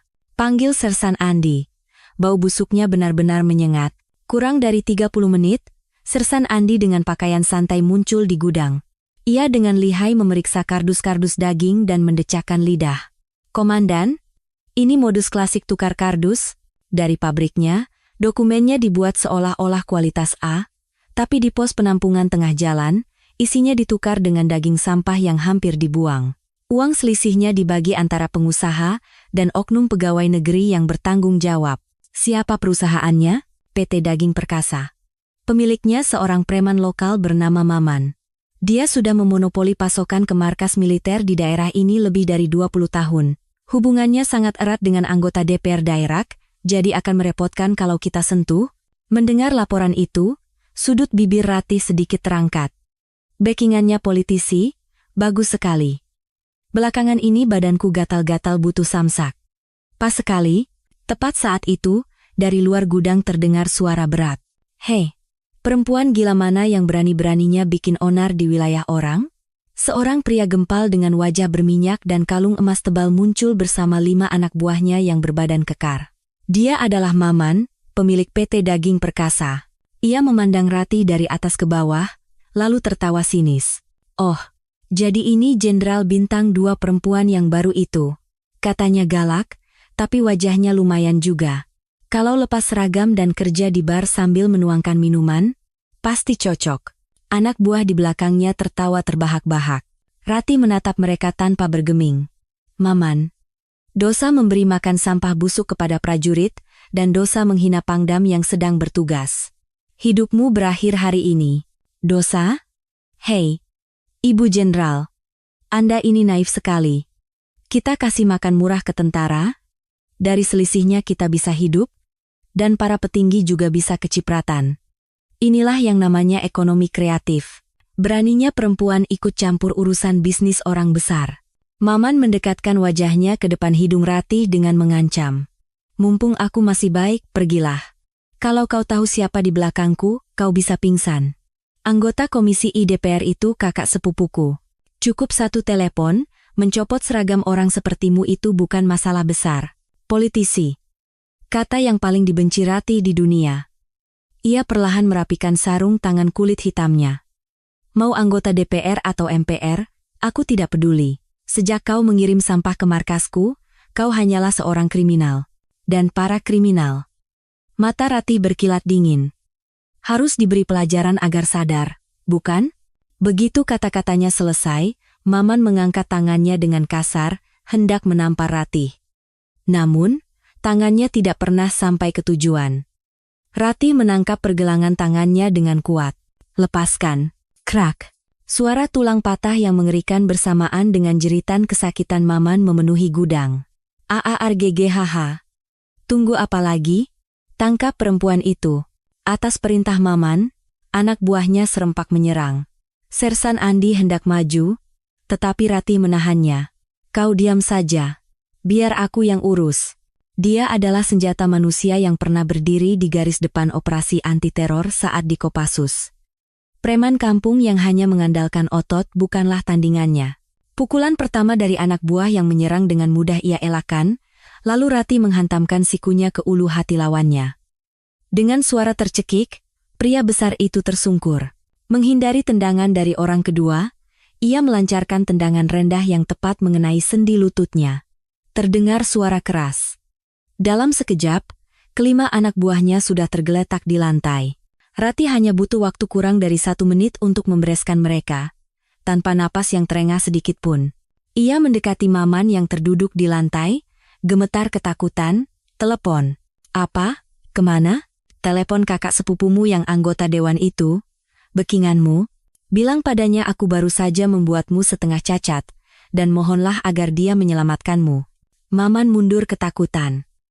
Wanita di depannya bukanlah seorang prajurit, melainkan malaikat maut yang hidup. Atau biar aku saja.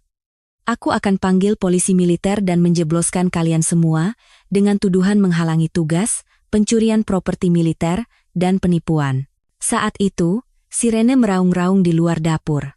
Itu adalah polisi militer yang sudah dipanggil Ratih sebelumnya. Setelah Maman, pemilik PT Daging Perkasa, ditangkap, kualitas makanan di Kodam Tanjung Pura berubah drastis. Namun, Ratih tahu, pengusaha swasta rendahan seperti Maman bisa berani sesumbar tentang bekingan di depan seorang pangdam karena ada kekuatan lebih besar berseragam yang melindunginya. Dugaannya tepat. Begitu kabar penangkapan Maman tersebar, suasana di Komando Logistik Angkatan Darat, Kologat, di Mabes TNI menjadi tegang. Di ruang kerja Komandan Kologat. Ratih, perempuan itu benar-benar cari mati. Komandan Kologat, Letnan Jenderal Surya, memukul meja dengan keras. Dia adalah pemimpin sebuah organisasi non-formal di dalam militer bernama Cakra Biru, dan merupakan otak yang menerima setoran bulanan dalam jumlah besar dari Maman. Komandan, jika Maman buka mulut, kita semua dalam bahaya. Kita harus singkirkan Ratih sebelum itu terjadi, saran seorang perwira di sampingnya. Mata Letjen Surya menyipit tajam. Audit tidak akan mempan. Dia itu orang yang terlalu bersih. Kalau begitu, kita harus serang titik lemah seorang prajurit, operasi pengamanan perbatasan. Ia mengangkat telepon dan memberi perintah rahasia kepada Komandan Unit Intelijen Khusus di bawahnya. Malam ini, kirim penyusup ke sektor Kodam Tanjung Pura. Buat seolah-olah pertahanan mereka bobol. Biar pangdamnya yang bertanggung jawab atas kegagalan itu dan dicopot dari jabatannya. Malam itu, pukul 02.00 dini hari, di pos terdepan Kodam Tanjung Pura. Di tengah kabut tebal di sepanjang pagar perbatasan, radio Ratih yang sedang memantau layar CCTV berbunyi. Posko, ini pos 15. Terpantau objek tak dikenal, ditemukan jejak pemotongan pagar. Alarm darurat berbunyi nyaring dan ruang komando menjadi panik. Ini situasi nyata. Siaga 1 untuk seluruh personel. Tim pengejar segera diterjunkan. Ratih segera mengenakan perlengkapan tempur dan berangkat ke lokasi. Namun, setibanya di sana, ia merasakan keanehan. Bekas potongan di pagar bukan seperti dipotong dari arah utara, melainkan dipotong dengan rapi menggunakan alat potong dari arah selatan. Dan ada jejak penyusupan, tetapi tidak ada jejak pelarian. Aneh, ini bukan penyusupan, ini semacam pertunjukan. Saat itu, terdengar suara tembakan dari dalam kegelapan. Seorang prajurit yang sedang melakukan penyisiran berteriak dan jatuh. Ia tertembak di kaki. Musuh! Balas tembakan. Lokasi seketika menjadi medan perang. Namun, Ratih tetap tenang. Ia sudah sering mengalami taktik tipu muslihat musuh selama di Kopassus. Hentikan tembakan. Itu kawan? Teriak, Ratih sekuat tenaga. Pangdam, apa maksud Anda? Kawan kita tertembak. Dengarkan baik-baik suara tembakannya. Itu bukan suara senapan AK dari pihak utara. Itu suara senapan serbu pindad milik kita. Dan lokasi tembakan ada di arah jam 10, dari posisi kawan kita yang sedang berjaga. Ratih menunjuk ke arah hutan dengan tongkat komandonya. Yang bersembunyi di sana bukan tentara utara. Segera kepung. Insting Ratih benar. Saat tim pengejar mengepung area tersebut dan menembakkan suar, 3 orang berseragam militer dengan senjata standar TNI mengangkat tangan dan keluar. Mereka adalah agen dari unit intelijen khusus yang dikirim oleh Letjen Surya. Komandan tim penyusup yang berhasil dilumpuhkan, berlutut di depan Ratih. Siapa yang menyuruh? Tidak bisa saya katakan. Kami hanya sedang latihan. Latihan? Ada latihan yang menembak kawan sendiri dengan peluru tajam? Kau bilang ini latihan setelah membuat lubang di kaki anak buahku? Ratih mencengkeram kerah baju komandan tim itu dan mengangkatnya. Mata Ratih memancarkan aura membunuh. Prajuritku berdarah, kau tidak akan mati di pengadilan militer, tapi di tanganku. Katakan, siapa? Terintimidasi oleh aura Ratih yang luar biasa, komandan tim itu gemetar dan akhirnya buka mulut. Perintah dari Komandan Kologat. Ratih mendorong perwira yang datang melapor dengan marah. Berani-beraninya dia bermain-main di wilayahku. Ini ulah Letjen Surya. Keesokan paginya, Ratih mengikat para penyusup yang dikirim Surya seperti ikan asin. Ia tidak menyerahkan mereka ke polisi militer, melainkan memuat mereka ke dalam truk dan membuangnya begitu saja di depan gerbang utama Mabes TNI. Di sisi truk, terbentang spanduk besar bertuliskan, "Retur anjing gila yang menodongkan senjata pada kawan sendiri." Mabes TNI seketika gempar.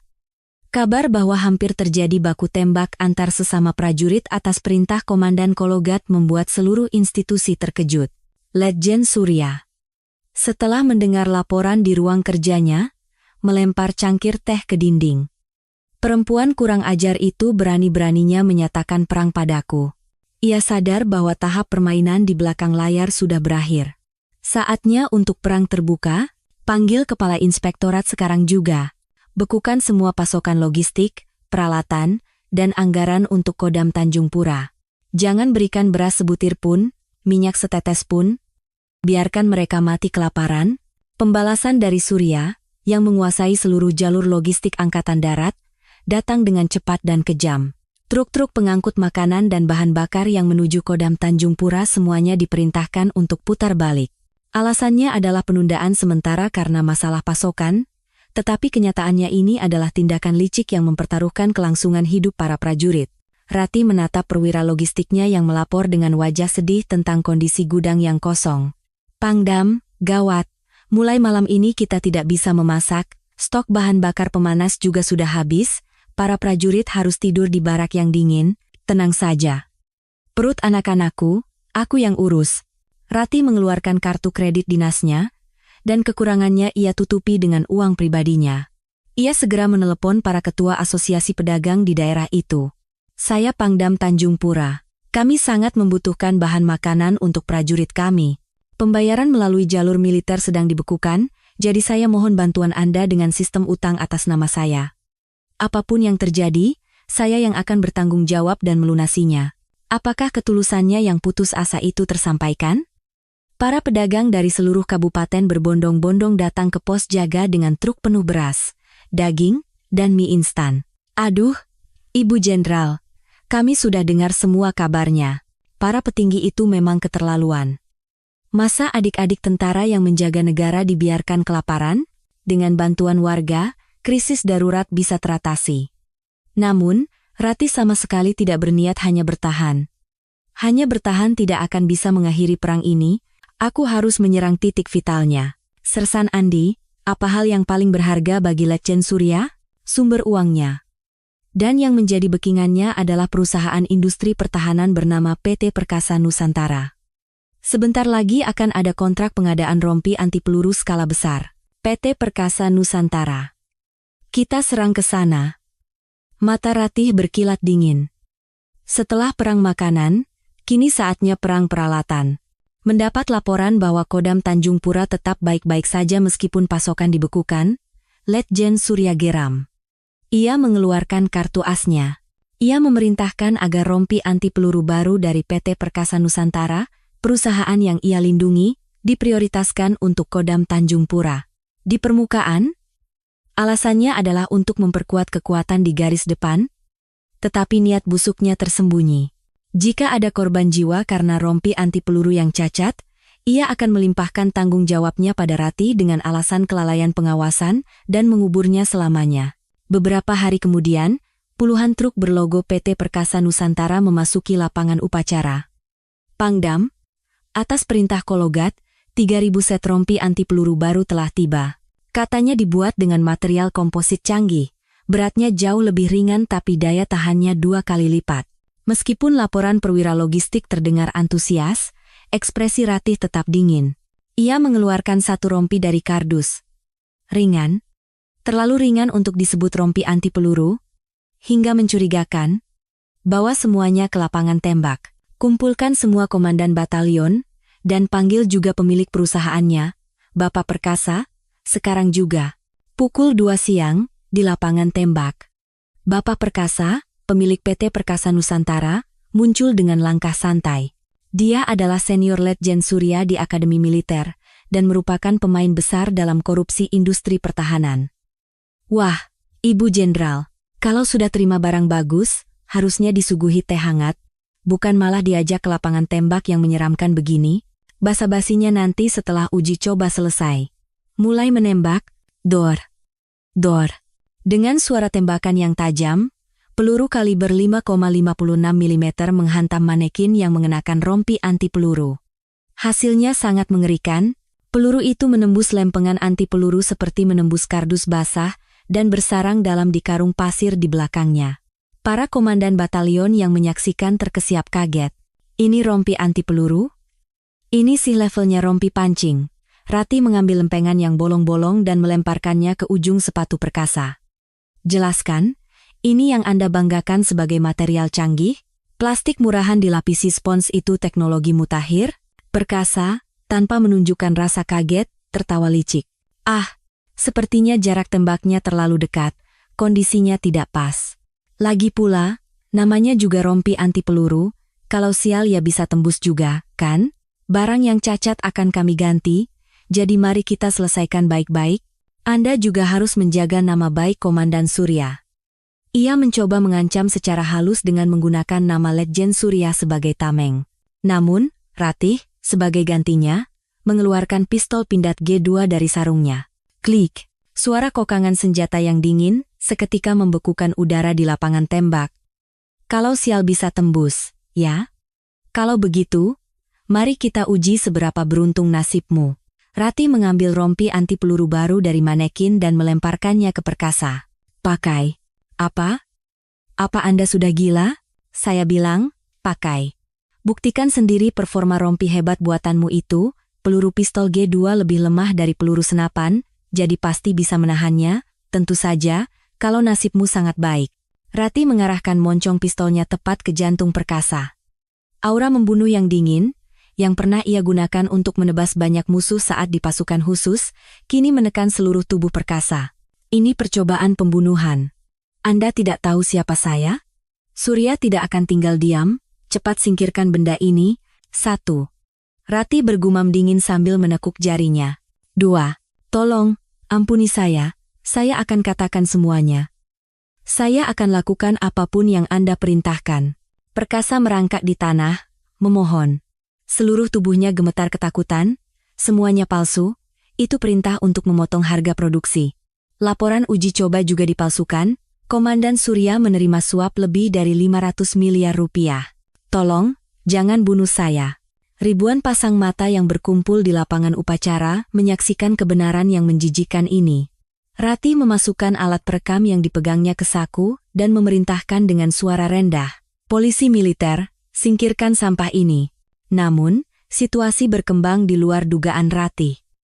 Dengan suara deru, iring-iringan sedan hitam menerobos masuk ke lapangan tembak. Itu adalah kendaraan dari Pusat Investigasi Kriminal TNI. Letjen Surya bergerak cepat mendahuluinya. Seorang investigator menunjukkan surat perintah. "Mayor Jenderal Rati Wulandari, Anda ditangkap di tempat atas tuduhan insubordinasi, pelanggaran disiplin militer, serta penahanan ilegal dan pengancaman terhadap warga sipil." Saat para investigator mencoba memegang pergelangan tangan Rati, para prajurit serempak mengarahkan senjata mereka dan menghalangi jalan. "Tidak ada yang boleh bergerak. Jangan sentuh pangdam kami. Kalian biarkan pencuri sebenarnya.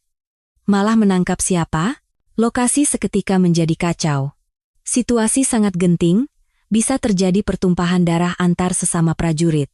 Rati mengangkat tangannya untuk menenangkan para prajurit. "Semua turunkan senjata. Ini perintah. Aku tidak diseret karena kalah. Aku pergi untuk menuntut keadilan di jantung pertahanan mereka. Jaga kesatuan, jangan goyah, dan laksanakan tugas sampai aku kembali." Rati dengan sukarela mengulurkan kedua tangannya untuk diborgol. Melihat punggungnya yang berjalan dengan gagah, para prajurit menelan amarah mereka. Rati ditahan di sel isolasi bawah tanah di penjara militer, tanpa secercah cahaya pun. Surya berencana untuk mengisolasinya tanpa proses pengadilan, membuatnya hancur secara mental, atau membunuhnya dengan dalih kecelakaan. Tak lama kemudian, Letjen Surya masuk ke ruang interogasi dengan senyum sinis. "Jenderal Rati, harusnya kau dengarkan aku baik-baik. Ini bahkan bukan perumpamaan telur melawan batu. Kau tidak tahu kalau jaringanku sampai ke parlemen dan istana? Kejaksaan militer, Badan Intelijen Strategis. Semua ada di telapak tanganku. Kau sekarang hanya bisa membusuk di sini seumur hidup atau menunggu dipecat dengan tidak hormat." Surya tertawa terbahak-bahak, tetapi tatapan Ratih tidak goyah sedikit pun. "Telur melawan batu, katamu? Tapi batu yang sudah busuk, bisa retak dan hancur hanya dengan satu telur. Dan dari celah itu, bau busuknya akan menyebar. Omong kosong apa yang kau katakan? Kesalahan terbesarmu adalah percaya bahwa kau berhasil mengisolasiku." Pada saat yang sama, di sebuah rumah aman di dekat markas, Kapten Anissa, Sersan Andi, dan para purnawirawan dari Kopassus berkumpul dengan wajah serius. Mata mereka berkilat penuh tekad. Komandan ditahan. Tapi mereka tidak akan pernah menyangka. Beliau masuk ke sarang harimau untuk memenggal kepala harimau itu sendiri. Sersan Andi menekan tombol enter di laptopnya. Data dari kartu microSD yang diselipkan Ratih ke saku Kapten Anissa sesaat sebelum ditangkap, kini terpampang di layar. Buku catatan ganda Surya dan para perusahaan industri pertahanan, serta daftar rahasia anggota organisasi Cakra Biru. Kita bocorkan ke media? Tidak. Media juga sudah mereka kuasai. Kita akan serang secara fisik. Andi menampilkan denah 3D di layar besar. Pusat Komando Bawah Tanah Mabes TNI. Nama operasi: Makam Para Jenderal. Malam ini, kita ambil alih jantung Angkatan Darat. Bunker bawah tanah Mabes TNI, tempat suci yang seharusnya digunakan untuk memimpin perang, kini telah berubah menjadi sarang para jenderal korup yang berpesta pora. Letjen Surya dan para anggota inti Cakra Biru sedang merayakan keberhasilan mereka menyingkirkan Ratih dengan minum whisky mahal. Komandan Surya, ini benar-benar langkah jenius. Anda berhasil mengubur si Ratih yang keras kepala itu dalam sekejap. Hahaha. Berani-beraninya perempuan jadi jenderal dan bersikap angkuh di depanku. Aku tidak akan pernah terima. Sekarang, bisnis pengadaan militer sepenuhnya jadi milik kita. Bersulang. Bersamaan dengan denting gelas, lampu di bunker padam serentak. Kegelapan total menyelimuti mereka. Apa-apaan ini? Petugas piket, kenapa genset darurat tidak menyala? Teriak Surya. Namun, jangankan listrik cadangan, lampu darurat pun tidak ada yang menyala. Mereka benar-benar terisolasi. Saat itu, dari balik pintu anti ledakan setebal 50 cm, terdengar suara robekan. Suara alat pemotong khusus yang melelehkan baja. Pasukan penjaga, polisi militer, Apa tidak ada orang? Para jenderal panik memanggil, tetapi yang kembali hanya keheningan. Pintu besi yang berat itu berhasil dibobol, dan granat asap serta gas air mata menggelinding masuk. Di tengah asap tebal, bayangan-bayangan hitam yang mengenakan masker gas dan kacamata night vision masuk dengan cepat. Gerakan mereka presisi dan cepat seperti mesin. Para penjaga dilumpuhkan bahkan sebelum sempat melepaskan tembakan. Siapa kalian, mata-mata? Pasukan musuh menyerang? Surya mencoba mengeluarkan pistol dari sakunya, tetapi sebuah popor senapan yang melayang dari kegelapan menghantam pergelangan tangannya. AARGGHH. Saat itu, cahaya menyilaukan menerangi bunker. Bukan listrik yang menyala, melainkan puluhan senter taktis yang dibawa tim penyerbu, menyorot langsung ke wajah para jenderal. Di sana, berdiri Sersan Andi dan para purnawirawan Kopassus dengan perlengkapan tempur non-dinas. Kami bukan pasukan musuh. Kami adalah purnawirawan Republik Indonesia. Kami datang untuk bersih-bersih karena muak melihat uang pajak rakyat dipakai untuk membuka kelab malam. Andi mencengkeram kerah baju Surya dan menyeretnya ke depan kamera aksi. Saat ini sedang disiarkan langsung ke seluruh unit melalui jaringan pertahanan. Jaga ekspresi Anda, Komandan. Kamera di helm Andi sudah menyiarkan langsung kejadian memalukan ini melalui server intranet pertahanan yang telah diretas. Dari pos jaga terdepan hingga ruang administrasi di komando belakang, semua monitor militer di Indonesia menampilkan gambar Surya dan para jenderal Cakra Biru yang dilumpuhkan seperti ikan asin. Para prajurit bersorak, tetapi para perwira yang menyaksikan hanya bisa ternganga. Apa? Komandan Kologat adalah otak dari semua korupsi ini? Wah, di sana ada Perkasa, pemilik PT Perkasa Nusantara juga. Kasus rompi anti peluru cacat akhirnya meledak.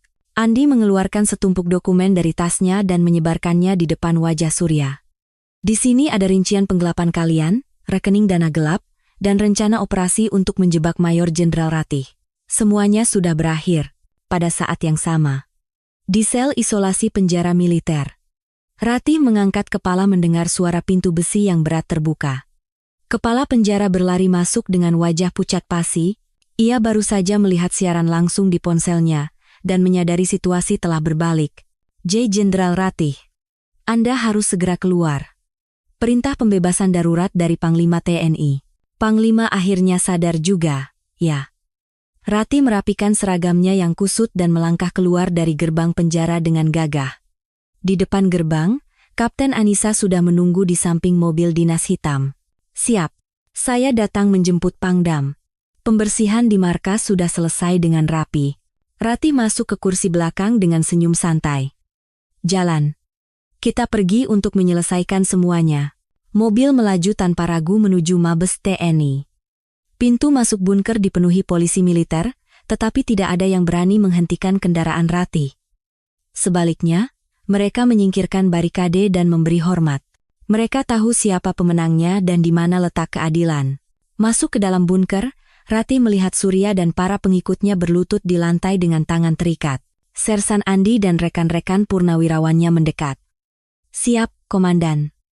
Sesuai perintah, pembuangan sampah sudah selesai dengan tuntas. Ratih berjalan ke depan hidung Surya. Dia bahkan tidak berani menatap mata Ratih.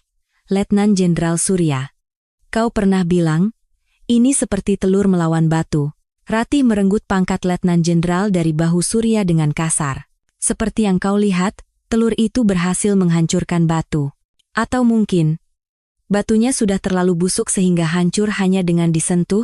Bunuh saja aku. Aku tidak sanggup menanggung malu ini. Minta dibunuh? Tidak. Kau harus hidup dan membayar semua dosamu. Ingatlah selamanya ketakutan para prajurit yang pergi ke medan perang dengan rompi anti peluru setipis kertas, sementara kau menggemukkan perutmu dengan uang yang kau curi. Membusuklah di penjara. Ratih memberi isyarat mata kepada Komandan Kejaksaan Agung TNI yang masuk mengikutinya. Tangkap semuanya. Tuduhannya adalah percobaan makar, percobaan pembunuhan, penggelapan logistik militer, dan penyalahgunaan wewenang. Malam itu, bintang-bintang korup di Angkatan Darat berguguran seperti daun di musim gugur. Organisasi non-formal itu dibubarkan total, dan kartel korupsi logistik militer yang telah mengakar lama hancur tanpa sisa. Keesokan paginya, di markas Kodam Tanjung Pura, Ratih kembali ke unitnya. Dari gerbang pos jaga hingga gedung utama, seluruh prajurit berbaris rapi di kedua sisi jalan. Tanpa diperintah, mereka berinisiatif keluar untuk menyambutnya. Begitu Ratih membuka pintu mobil dan turun, sorak-sorai yang luar biasa dahsyat menggema seolah akan meruntuhkan lapangan upacara. Hidup Pangdam, Ratiha, Ratiha. Para prajurit melemparkan topi mereka ke udara dengan penuh semangat. Melihat pemandangan itu, mata Ratih memerah. Ia naik ke podium dan memegang mikrofon dengan erat. Seluruhnya, siap. Gerak. Seketika, keributan berhenti dan keheningan menyelimuti. Ribuan prajurit mengambil sikap sempurna. Kepada Pangdam, hormat, gerak. Siap. Teriakan hormat yang membahana menusuk langit Kalimantan. Ratih membalas dengan hormat yang tegas. Istirahat di tempat. Kalian semua sudah bekerja sangat keras. Karena kalian dengan tegar menjagaku dari belakang, aku bisa berjuang sampai akhir. Aku benar-benar berterima kasih. Kata-kata tulusnya membuat wajah para prajurit tampak terharu. Nah, omong-omong, kalian lapar, kan? Menu makan siang hari ini, Ratih tersenyum jenaka, adalah hidangan istimewa yang disiapkan dari hasil kejahatan Letjen Surya yang disita. 1 prajurit, 1 ekor ayam panggang. Makanlah sampai kenyang. Hore siap. Pangdam yang terbaik. Sorak-sorai kembali menggema di lapangan upacara. Ratih mengangkat kepala dan menatap langit. Langit biru cerah tanpa awan. Rasanya, musim semi yang sesungguhnya akhirnya tiba di Kodam Tanjung Pura. Namun, ia tahu, kedamaian hanya bisa dinikmati oleh mereka yang memiliki kekuatan untuk menjaganya. Karena itu, ia selalu siap untuk kembali ke medan perang kapan saja. Setelah insiden makam para jenderal yang membersihkan korupsi di Mabes TNI, Kodam Tanjung Pura menjadi unit paling populer di TNI. Media massa setiap hari memberitakan kepemimpinan berani Mayor Jenderal Ratih. Dan di kalangan pemuda yang akan wajib militer, Kodam Tanjung Pura menjadi unit impian nomor 1. Namun, di mana ada cahaya, di situ ada bayangan, iri dan dengki pun mengikuti. Pada bulan April yang cerah, tim inspeksi besar-besaran dari Mabes TNI tiba-tiba datang tanpa pemberitahuan.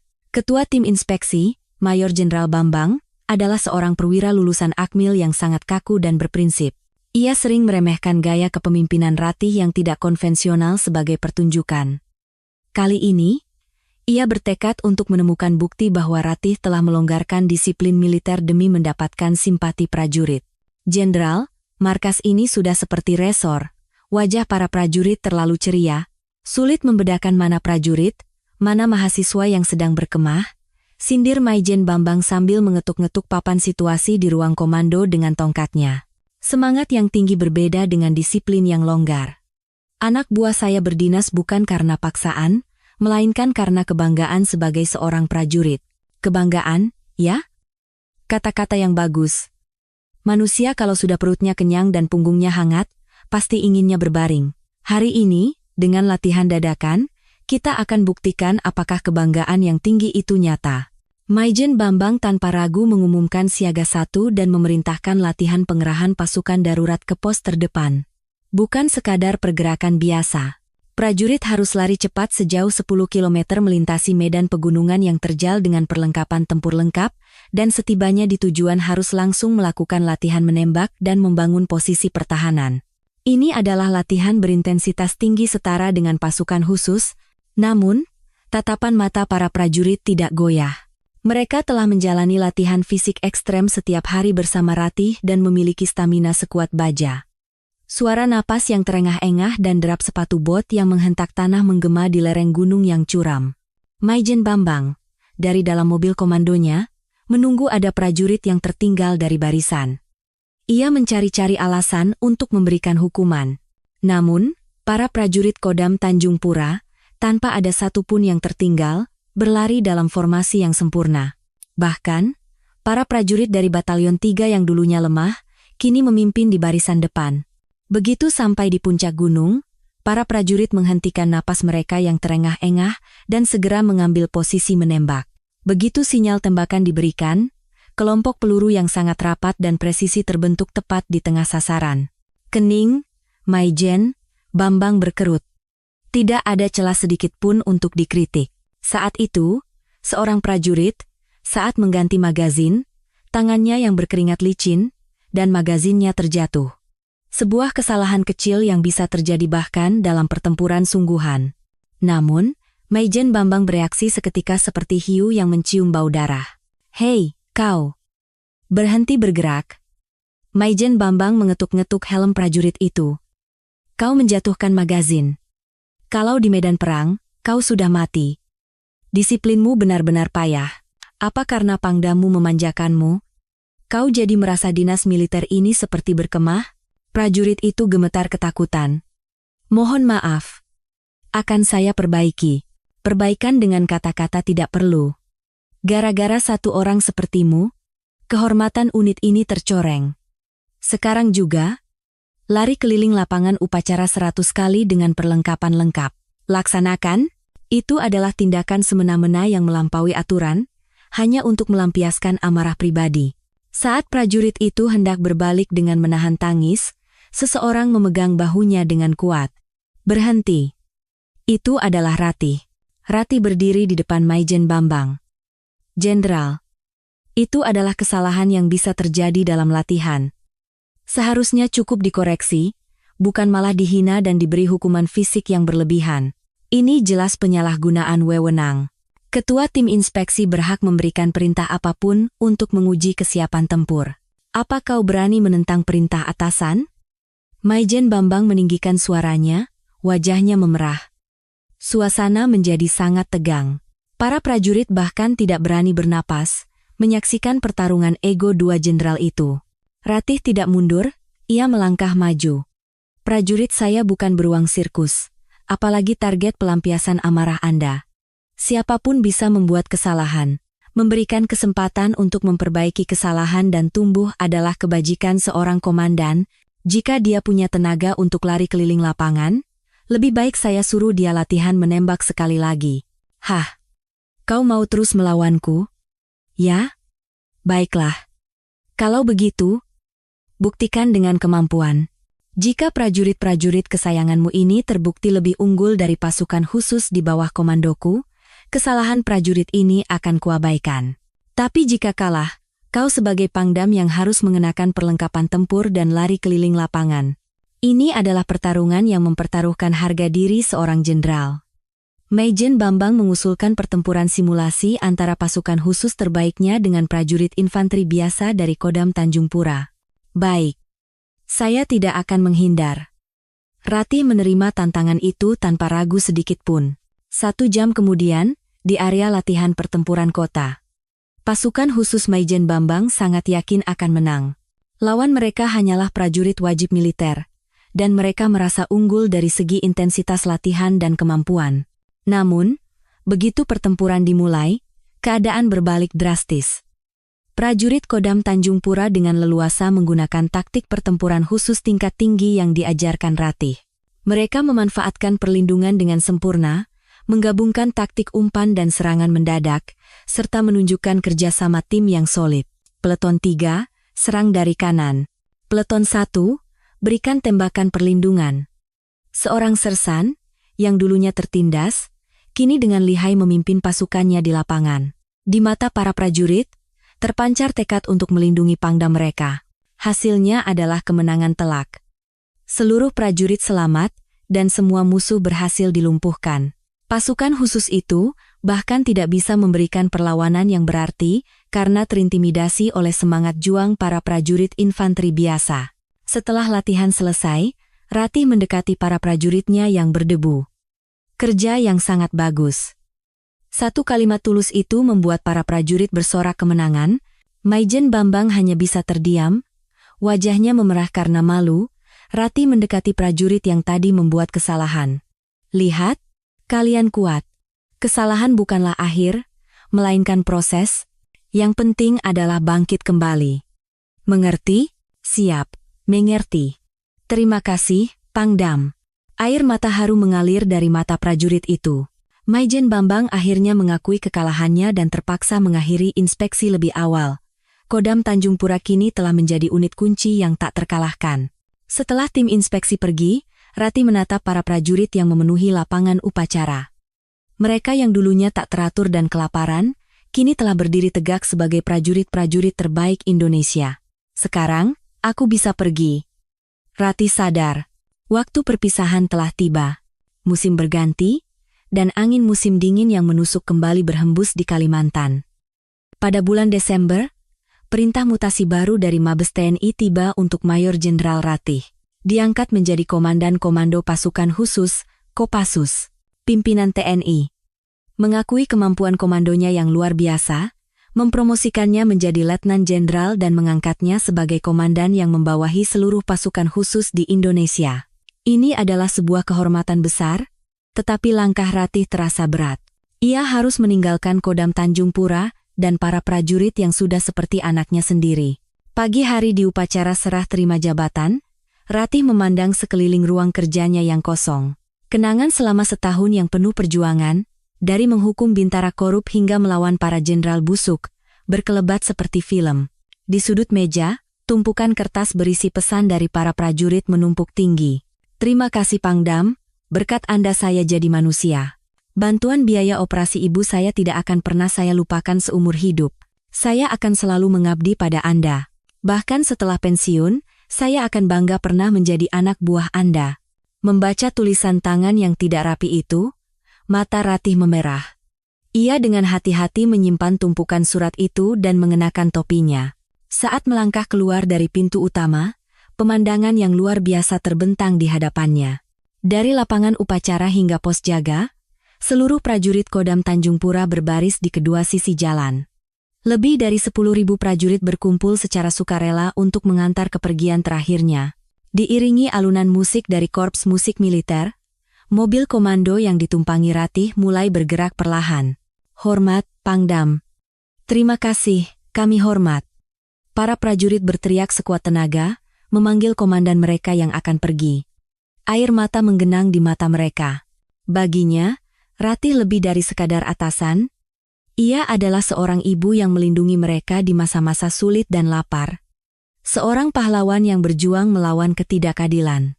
Saat mobil melewati barak Batalion 3, Ratih meminta mobil berhenti. Ia turun. Di sana, seorang sersan yang akan segera purna tugas, berdiri dalam posisi siap. Ratih melangkah mendekatinya. Sersan, kapan kamu bebas tugas? Minggu depan, Jenderal. Sudah ada rencana setelah keluar dari sini? Saya akan persiapan untuk tes PNS. Saya ingin menjadi orang yang adil dan membantu orang-orang lemah seperti Anda, Jenderal. Ratih tersenyum tipis, lalu melepas lencana komandan dari dadanya dan meletakkannya di tangan sersan itu. Ambillah. Kau adalah kebanggaan pertamaku. Sersan itu menangis tersedu-sedu dan menundukkan kepalanya. Jangan menangis. Seorang prajurit tidak boleh sembarangan menunjukkan air mata. Ratih kembali masuk ke mobil. Tepat sebelum melewati pos jaga, ia menjulurkan tubuhnya keluar jendela dan menatap markas yang ia cintai untuk terakhir kalinya. Di bawah langit yang dihiasi salju tipis, bendera unit berkibar, dan ribuan putranya memberikan hormat militer yang tegas ke arahnya. Ratih mengangkat tangan kanannya dan membalas hormat. Komando, hormatnya kali ini lebih kuat dan mantap dari sebelumnya. Mobil melewati pos jaga dan menghilang dari pandangan. Namun, legenda yang ditinggalkan Ratih terukir abadi dalam sejarah Kodam Tanjung Pura. Setahun kemudian, di sebuah warung soto di dekat stasiun kereta api, seorang prajurit baru dan beberapa sersan yang sedang cuti duduk makan soto. Di TV, berita kilat menampilkan, Letnan Jenderal Ratih, Komandan Kopassus wanita pertama, sukses dalam operasi pemberantasan organisasi teroris internasional. Wah, apa benar beliau dulu Pangdam kita? Tanya prajurit baru itu dengan mata berbinar. Tentu saja, kawan. Dia itu legenda. Legenda hidup. Kau tahu bagaimana kondisi markas saat beliau di sini? Semua jenderal korup disingkirkan. Dari makanan prajurit sampai fasilitas, semua diperbaiki.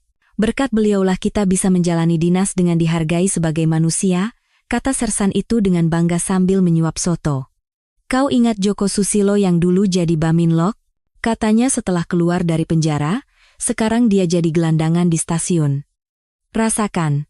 Benarkah? Wah. Karma itu nyata?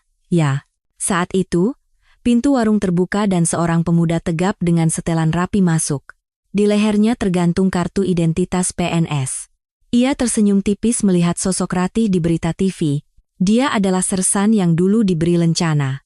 Dalam hati ia bergumam, "Jenderal, saya sudah menepati janji. Saya sekarang juga mengabdi pada rakyat dan menjadi orang yang melindungi sesama." Ia mengeluarkan lencana komandan yang sudah usang dari sakunya dan merabanya. Lencana dengan lambang elang itu, meskipun sudah dimakan waktu, masih berkilauan. Ratih telah pergi, tetapi pintu keadilan yang telah ia buka lebar-lebar tidak akan pernah tertutup lagi. Legenda Brigade Elang pun menjadi sempurna.